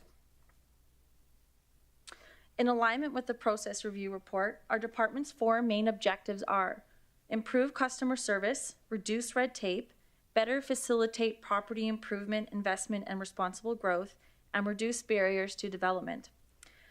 Perception can be its own reality. A regulatory environment that is viewed as difficult to navigate can be enough to deter investment, hindering economic growth. Planning and Development is seeking to improve the experience for our customers, which in turn will encourage and facilitate growth, business, and development in our region. The process review project unofficially started in 2020 when our department was having multiple conversations with stakeholders, including the Wood Buffalo Development Advisory Committee, NABA, the Fort McMurray Construction Association, and the Chamber of Commerce. The need to do things better was apparent.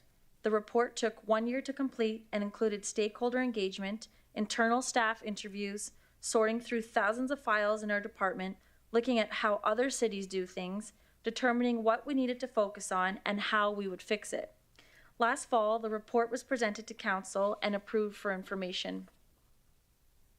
The final report shared publicly is the exact same version that our staff are working from.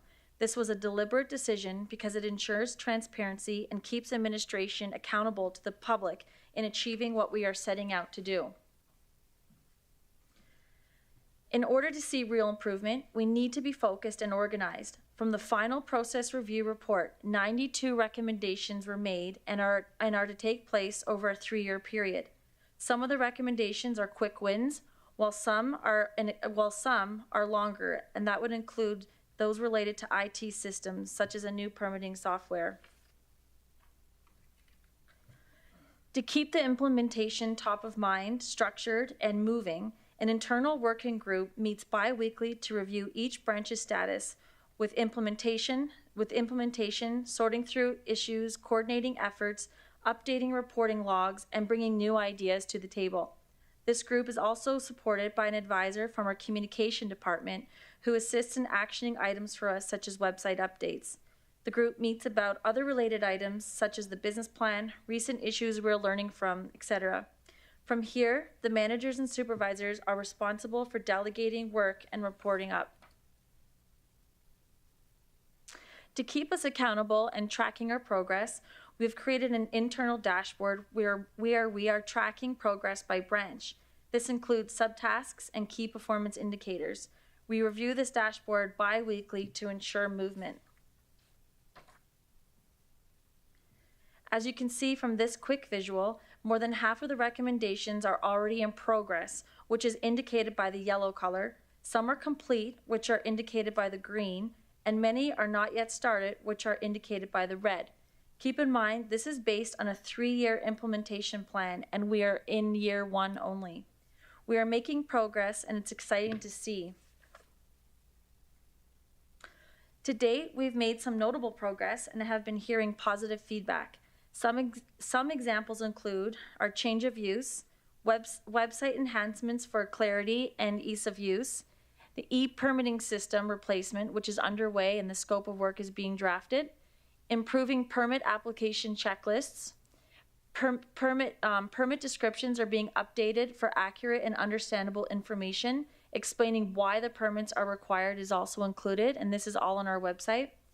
Better enabling the pulse line to resolve basic inquiries, and assigning one safety inspector to one permit where possible. Having said this, we also understand this is a long game and know that there's much more work to be done. We need to remain committed in order to see long-lasting results. Implementation is more than a report, and it requires an entire team to make it work.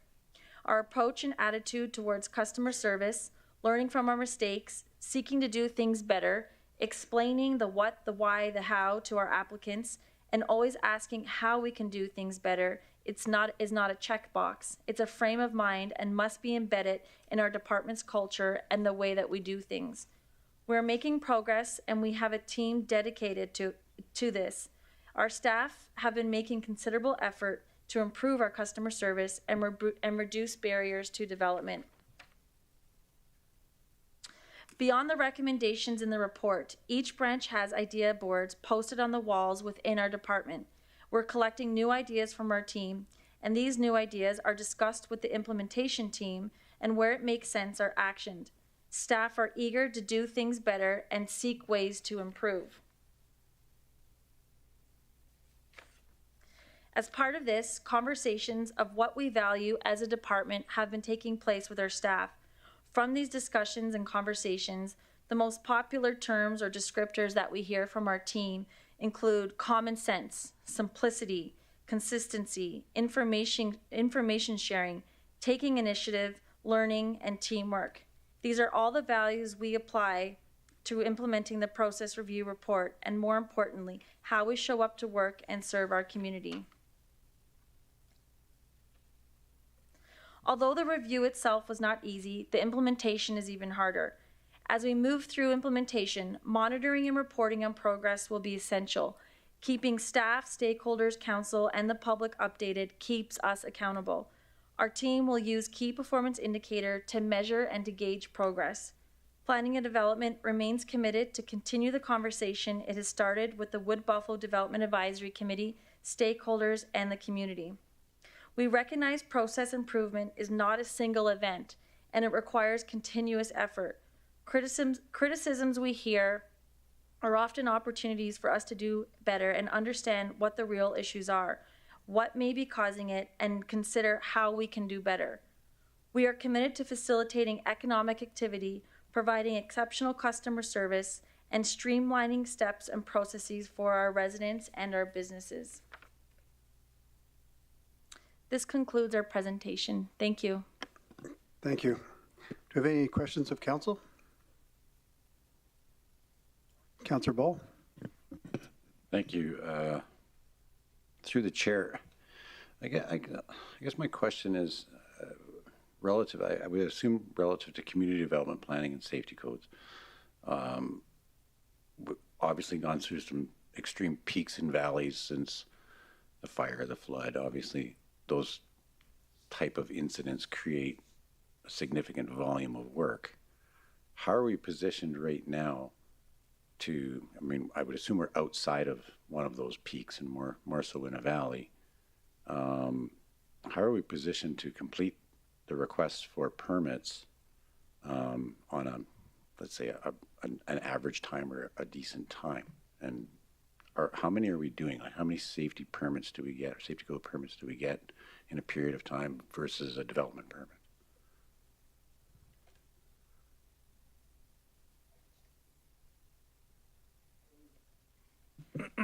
Through the chair to Councillor Ball, I don't have the statistics on the ebbs and flows of the permit timelines. I can certainly share that with council. It is data that we have been collecting annually. I think the last update we had was at the end of last year, so we can compile that and share it with all of mayor and council. It'll show historical as well. It goes back to, I think it goes back to 2014, I believe. And you're quite right. The fire, what you'll see in the data set would be that the fire as well as the flood would be anomalies. They're substantially higher, especially when you compare them to either the years preceding, before or after those events. With respect to staffing and how we're positioned, were you referring to the number of staff we have, like staff complement and being able to deliver the work, or timelines related to permits themselves? Well, I guess maybe one of the issues is getting the permit out to the person asking in a timely manner. And I do recall that because the volume was so great, it just wasn't as easy to achieve. So are we at a point now where we have the right staff complement to meet whatever timelines we're trying to make, like a week or 2 weeks or whatever the... Through the chair to Councillor Ball, certainly on the safety code side, we have effectively a full branch. I would say that they are efficient yet balanced, so that if there are any vacations or anything, there is coverage to accommodate that, to ensure that inspections are maintained as well as permits are issued in a timely fashion. Certainly not overstaffed, I wouldn't say that group is. With respect to the community development planning group, permits is just one aspect of what it is that they deliver. Right now, aside from process review, the area redevelopment plan, the municipal development plan, the land use bylaw, as well as other policies are underway within that group, so they are quite busy. I would say that group, although it's busy and they're still issuing permits, where there is a deficiency or there's a gap in staffing, So sometimes we will experience some delays with respect to permitting in that regard. It is something we're actively working on to try to fill, but that is, I think, where we occasionally will find that some of our permits see delays. And I think that that's what Amanda Heides was mentioning with respect to how we do business when we engage our stakeholders, NABA, Construction Association, the Chamber.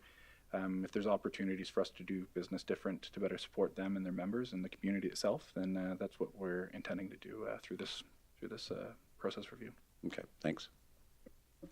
Thank you, Councillor Paul. Councillor McGrath. Thank you. Through the chair, just don't have any questions. I know that your job is not easy. Can't please everybody, as Lincoln once said. And if you do, you're not working.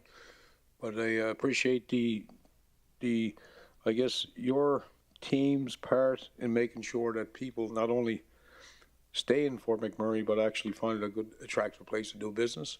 And I believe that starts here at this table, supported by yourself and your team. So appreciate your work. Thank you. Thank you, Councillor McGrath. Any other questions of council? Not seeing any. Thank you. Thank you, Amanda. Thank you, Brad. Do we have any delegates to this item? Thank you, Mayor Bowman. We have no delegates for this item. Can I have someone make the motion? Councillor Grandison. Thank you, Mr. Mayor. I move that the planning and development process review update be accepted as information. Thank you, Councillor Grandison. Can I have someone second the motion? Councillor Walkwin. Thank you, Mr. Mayor. I second that motion. Thank you. Are there any further questions for administration from council? Councillor Grandison. No questions, sir. I was just waiting to this point to compliment the efforts and work that have been done to date. I hear more positive comments in the community, and I think those positive comments have to be referred back to your department and recognizing the efforts are working. Thank you. Absolutely. Thank you, Councillor Grandison. Any other questions or comments of council? Not seeing a call for a vote. All in favor? That's carried unanimously. Thank you. Next, we have the report on the 2023 Q1 financial performance. I'd like to invite Laura Farquharson, Chief Financial Officer, to introduce the report, please.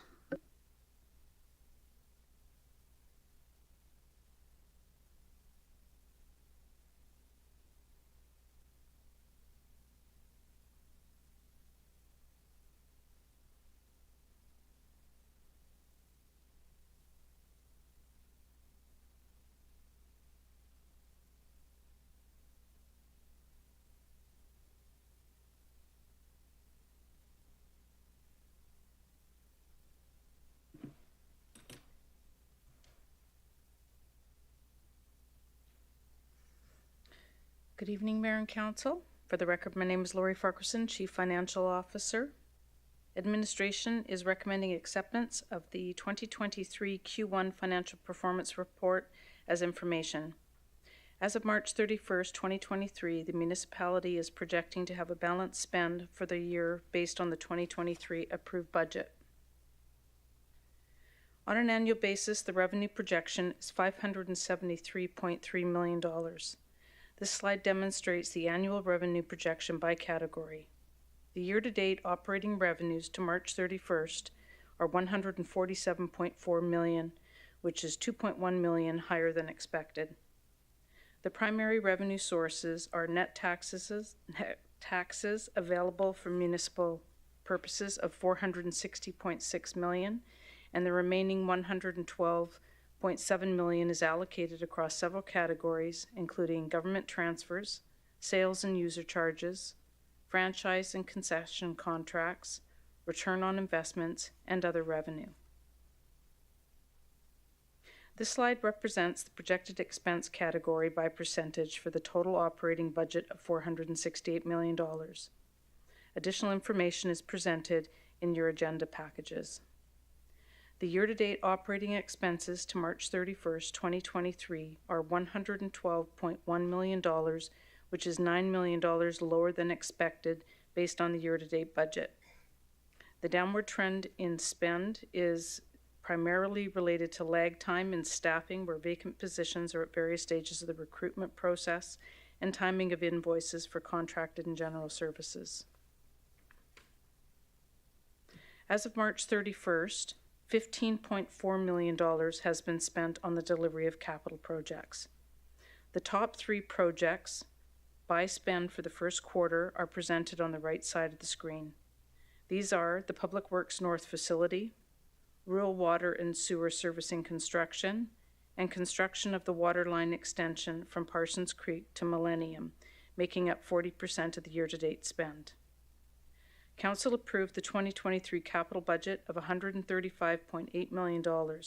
As of March 31st, the capital budget has been increased by $900,000 to $136.7 million as a result of 2023 capital budget amendments.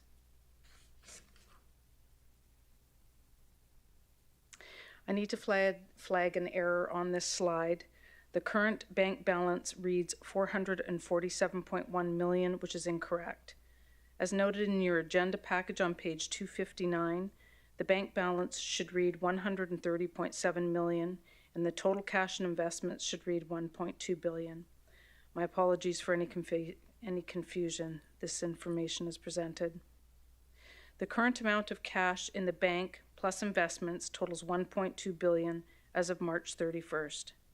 The book value of the investment holdings are comprised of cash of $2.5 million, government bonds and guaranteed income certificates of $653.6 million, corporate bonds of $431.6 million, and accrued interest of $10.7 million.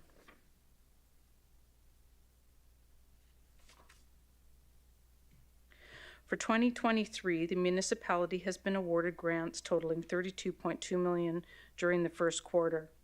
This is comprised of $22.8 million in capital grants and $9.3 million in operating grants. Appendices A and C provide details on the approved grants. Applications continue to be submitted as grant opportunities arise. The submissions to date are presented in Appendix B of your agenda package. Throughout the first quarter, the municipality remained committed to working with government and other providers in relation to recoverable expenses due to extraordinary events. To date, the municipality has received $20.5 million for river breakup costs and $256.3 million associated with the 2016 wildfire. Administration is continuing to work with the province to close all DRP claims. The municipality continues to look for cost efficiencies while providing the programs and services as outlined in the 2023 operating budget. The municipality is positioned positively for financial sustainability while also meeting the expectations of its residents. This concludes my presentation. I'm happy to take any questions. Thank you. Do we have any questions from council?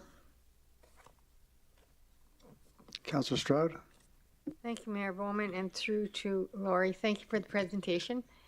Mine are more specific into the grants. I'm not sure if you have the detail for them. One question is, can I please get an understanding of the police services grant? Through the chair to Councillor Stroud, I do not have the details of that grant, but I can certainly obtain that information and bring it back to council. Thank you. What I'll do is I'll send in an email on this. Thank you. Thank you, Councillor Stroud. Councillor Bussier? Yeah, thank you, Mayor Bowman. Through the chair to Lori. A couple things, Lori, just with grants further to Councillor Stroud, how do we measure our success at getting grants, and are there grants that, like, how do we research, and do we have dedicated people looking for grants and that apply for them, or do we miss a lot? Through the chair to Councillor Bussier, we have recently hired a permanent grant administrator, so we are forming out what that program will look like, and we certainly have a lot of grants that continue to come forward every year that we reapply for, but definitely with a dedicated resource and looking at how we can really truly leverage all the opportunities out there. We recognize that it's a very important task, and I think historically we didn't spend as much time on it as we could have, and recognizing council seeing this as a high priority, it's definitely one of ours as well. Okay, thank you. And just the other question, how often do we put our banking services out to bid? I think we've been with probably the same institution forever, right? Do we shop that around? I'm not clear on the historical context of that. I did confirm that we do have a current agreement with the Royal Bank of Canada for our daily banking, and I believe that expires in 2025. So would it be, through the chair, would it be something that would go out to tender, like banking and credit cards and stuff like that, or we just kind of renew it every, whatever it is? Through the chair to Councillor Bussier, I'm not sure exactly what the next steps will be, but it's certainly something that I have discussed with my team and briefly with the CAO. There are a lot of implications from an SAP, our ERP system, and there's a lot involved, but it's certainly we would want to be competitive for sure. Okay, thank you. Thank you, Councillor Roussier. Do you have any more questions from council? Not seeing any, so thank you. Do you have any delegates to this item? We have no registered delegates for this item. Thank you. Thank you. Can I have someone make the motion? Councillor Walkwin? Thank you, Mr. Mayor. I move that 2023 Q1 Financial Performance Report be accepted as information. Thank you, Councillor Walkwin. Can I have someone second that? Councillor Weigel? I second that motion. Thank you. Call for a vote. All in favor? And that's carried unanimously. Thank you. Moving on to item number 7, Councillor's motions. I'll ask Councillor McGrath to read his motion.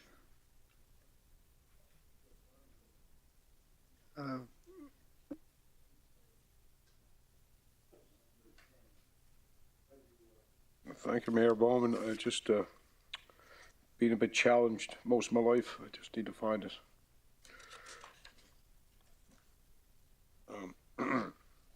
I thought it was a long one. I'm sorry, Mr. Mayor. I move that the proposed Alberta Municipalities Procurement Resolution Attachment 1 be approved and submitted for consideration at the 2023 Alberta Municipalities Convention. Thank you, Councillor McGrath. Can someone second that motion? Councillor Dogar? I second the motion. Thank you. And Councillor McGrath, if you want to speak to your motion at this time? Sure. To put it in context, I guess I didn't realize about the North American trade agreement and stuff that we have to steward to in our procurement strategies that have been in place for, I guess, some time, we'll say. But we're at the back end of our big project life. But I think that in our community, rebuilding fires, floods, been on the front lines with the guy behind me. There's an awful lot of people came to our community and made millions. And the legends are still here that support our community and the kids, mental health.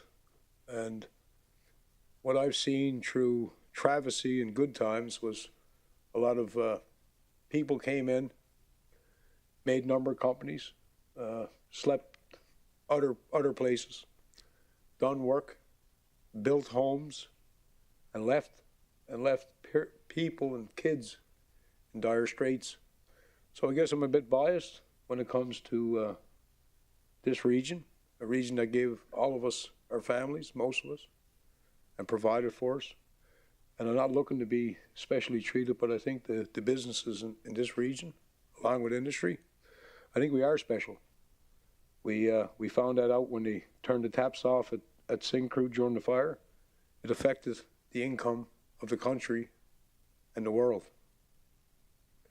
So I did put this motion on the table back when I was with the chain gang, and that was 2000, I want to say 18. And we put it on the table at the convention, and it failed 51-49. And if it had passed, we would have been able to work with our Indigenous, work with our business community, and give them some first dibs. And that would have been supported by AUMA. So it wasn't me that came up with the idea. I never take credit for anything. It was one of your staff that saw the plight we had. And I thank the people because I was more than happy to bring it back on the table. And that's who I am. I'm not here tonight because it was something I tried. But I think now that we have a more cohesive elected officials, I think we can be heard at the convention. And there's no backroom politics at this table. And I think that we'll be on the winning side. Should you support me this evening, we'll go this fall and get it done with the new government. I can't tell you much more than that, Mayor. It's just that I think we just heard we have a billion point something in the bank, but we have a lot of liabilities tied to that cash. And I believe if we don't get ahead, to look after our own, we'll keep on doing the same things and creating a community that's divided, rural and urban. I think this is a good way to start patching our community back together again. Thank you. Thank you, Councilor McGrath. Do you have any other delegates to this item? We have no delegates for this item. Thank you. Any other questions of council followed by debate points? I'm not seeing any, but Councilor McGrath, I definitely will take this to AMA when we go there and definitely support it here tonight and speak to it when we bring it to Alberta municipalities. Thank you, Mayor Bowman. Thank you, colleagues. So at this time, I'll call for a vote. All in favor? And that's carried unanimously. Thank you. Next, we have an agenda item of my motion regarding property tax ratio. So I'll take my card and vacate my seat to Councillor Ball, Deputy Mayor.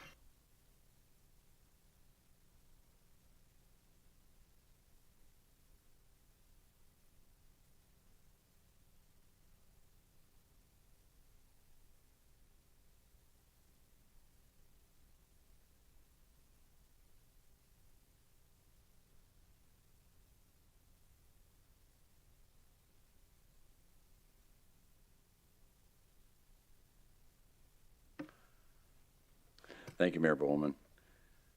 The next item on the agenda is 7.2, which Mayor Bowman's motion regarding the property tax ratio. Mayor Bowman, could you please read out your motion?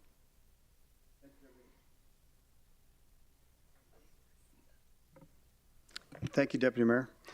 The administration be directed in preparation for the proposed 2024 property tax rate bylaw to maintain a property tax ratio between the highest non-residential property tax rate and the lowest residential property tax rate at a ratio of up to but not exceeding 6.21 to 1. Thank you. Can I have someone second the motion?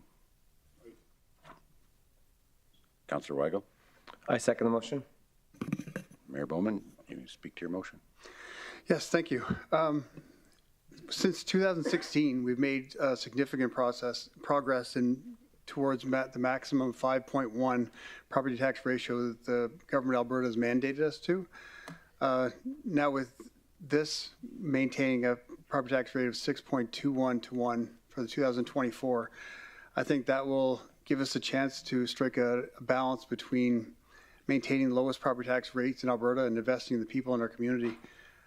So far, since 2017, we've reduced the property tax rate revenue by $300 million in that short time. So it shows we're our mandate to be fiscally responsible, but at the same time, we need to take into account the tax money that comes out of this community and the amount we put into it. As we go forward in different things, we realize how many responsibilities we have in this community in a region that's bigger than the province of Nova Scotia, and we need to have the tax rate and have the support of the province and industry in order to take care of our residents in this community.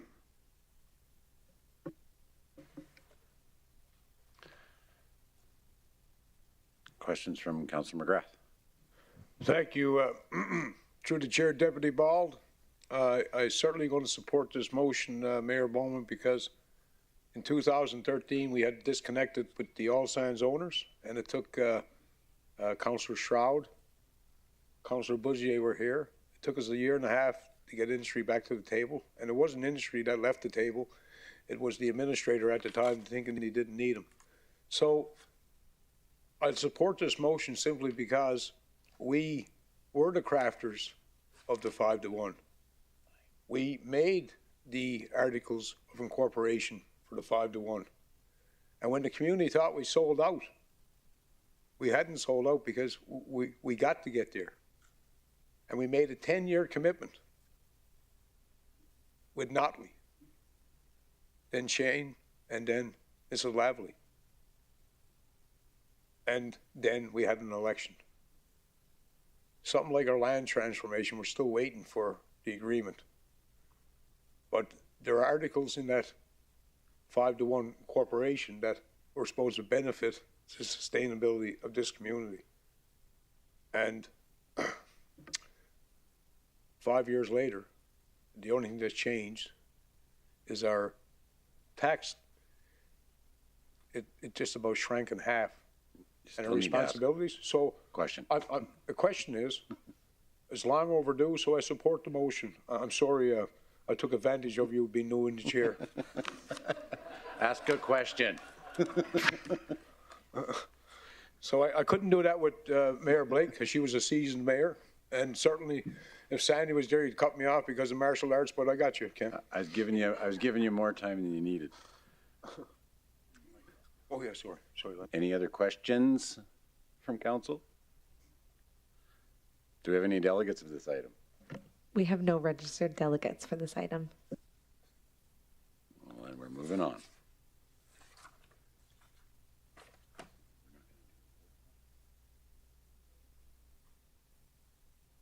Councilor McGrath, we're moving into debate. Do you have anything to say?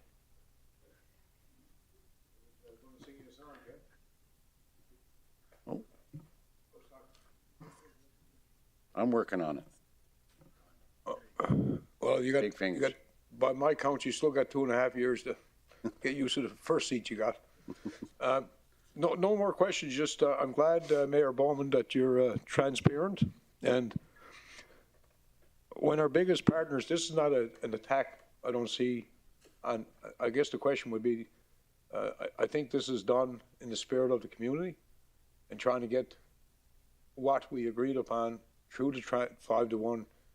And I think I'll ask, I guess, is this a way to bring us back to the table and put us back on course of the 5-to-1 transition and the articles that we agreed to? What's with my fingers?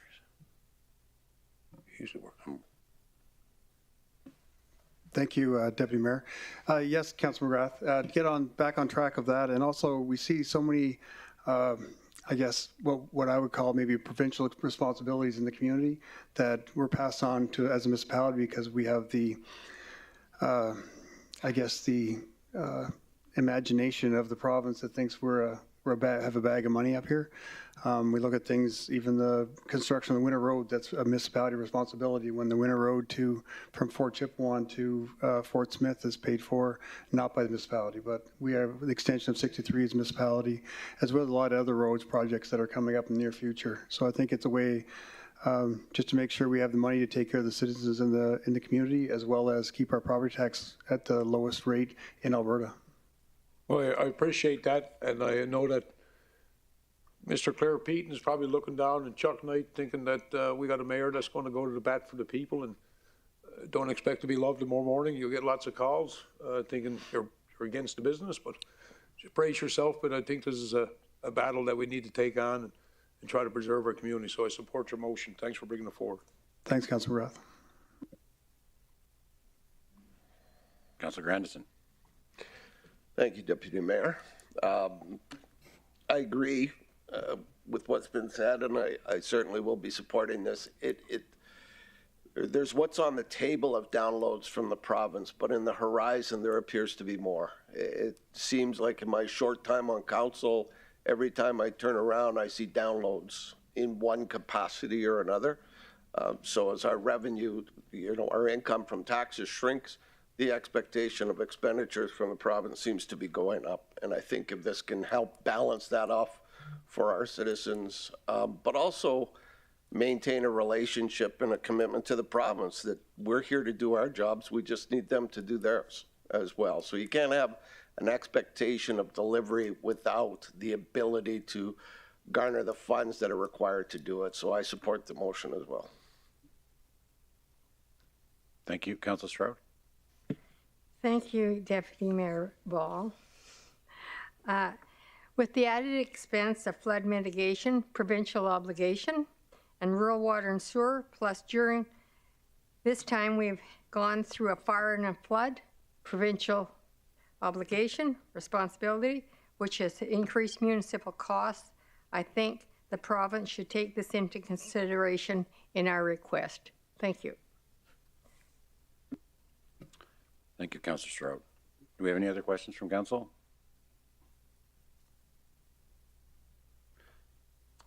Mayor Bowman, do you have any closing comments?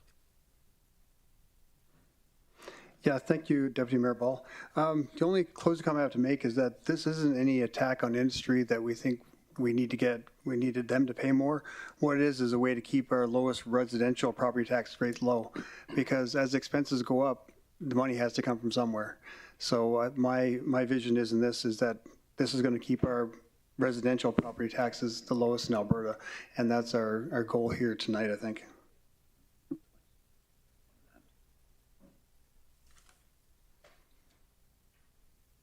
Thank you. See, there's no further questions. I'll call for the vote. All in favor? And opposed? Carried unanimously. Mayor Bowman, you may take your chair. Oh, it's the end. You know.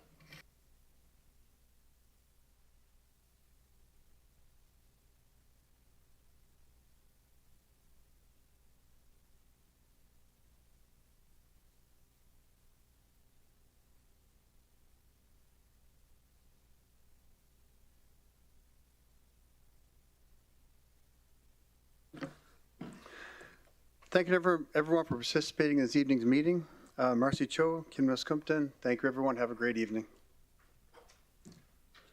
Oh, Kisadorga? Done?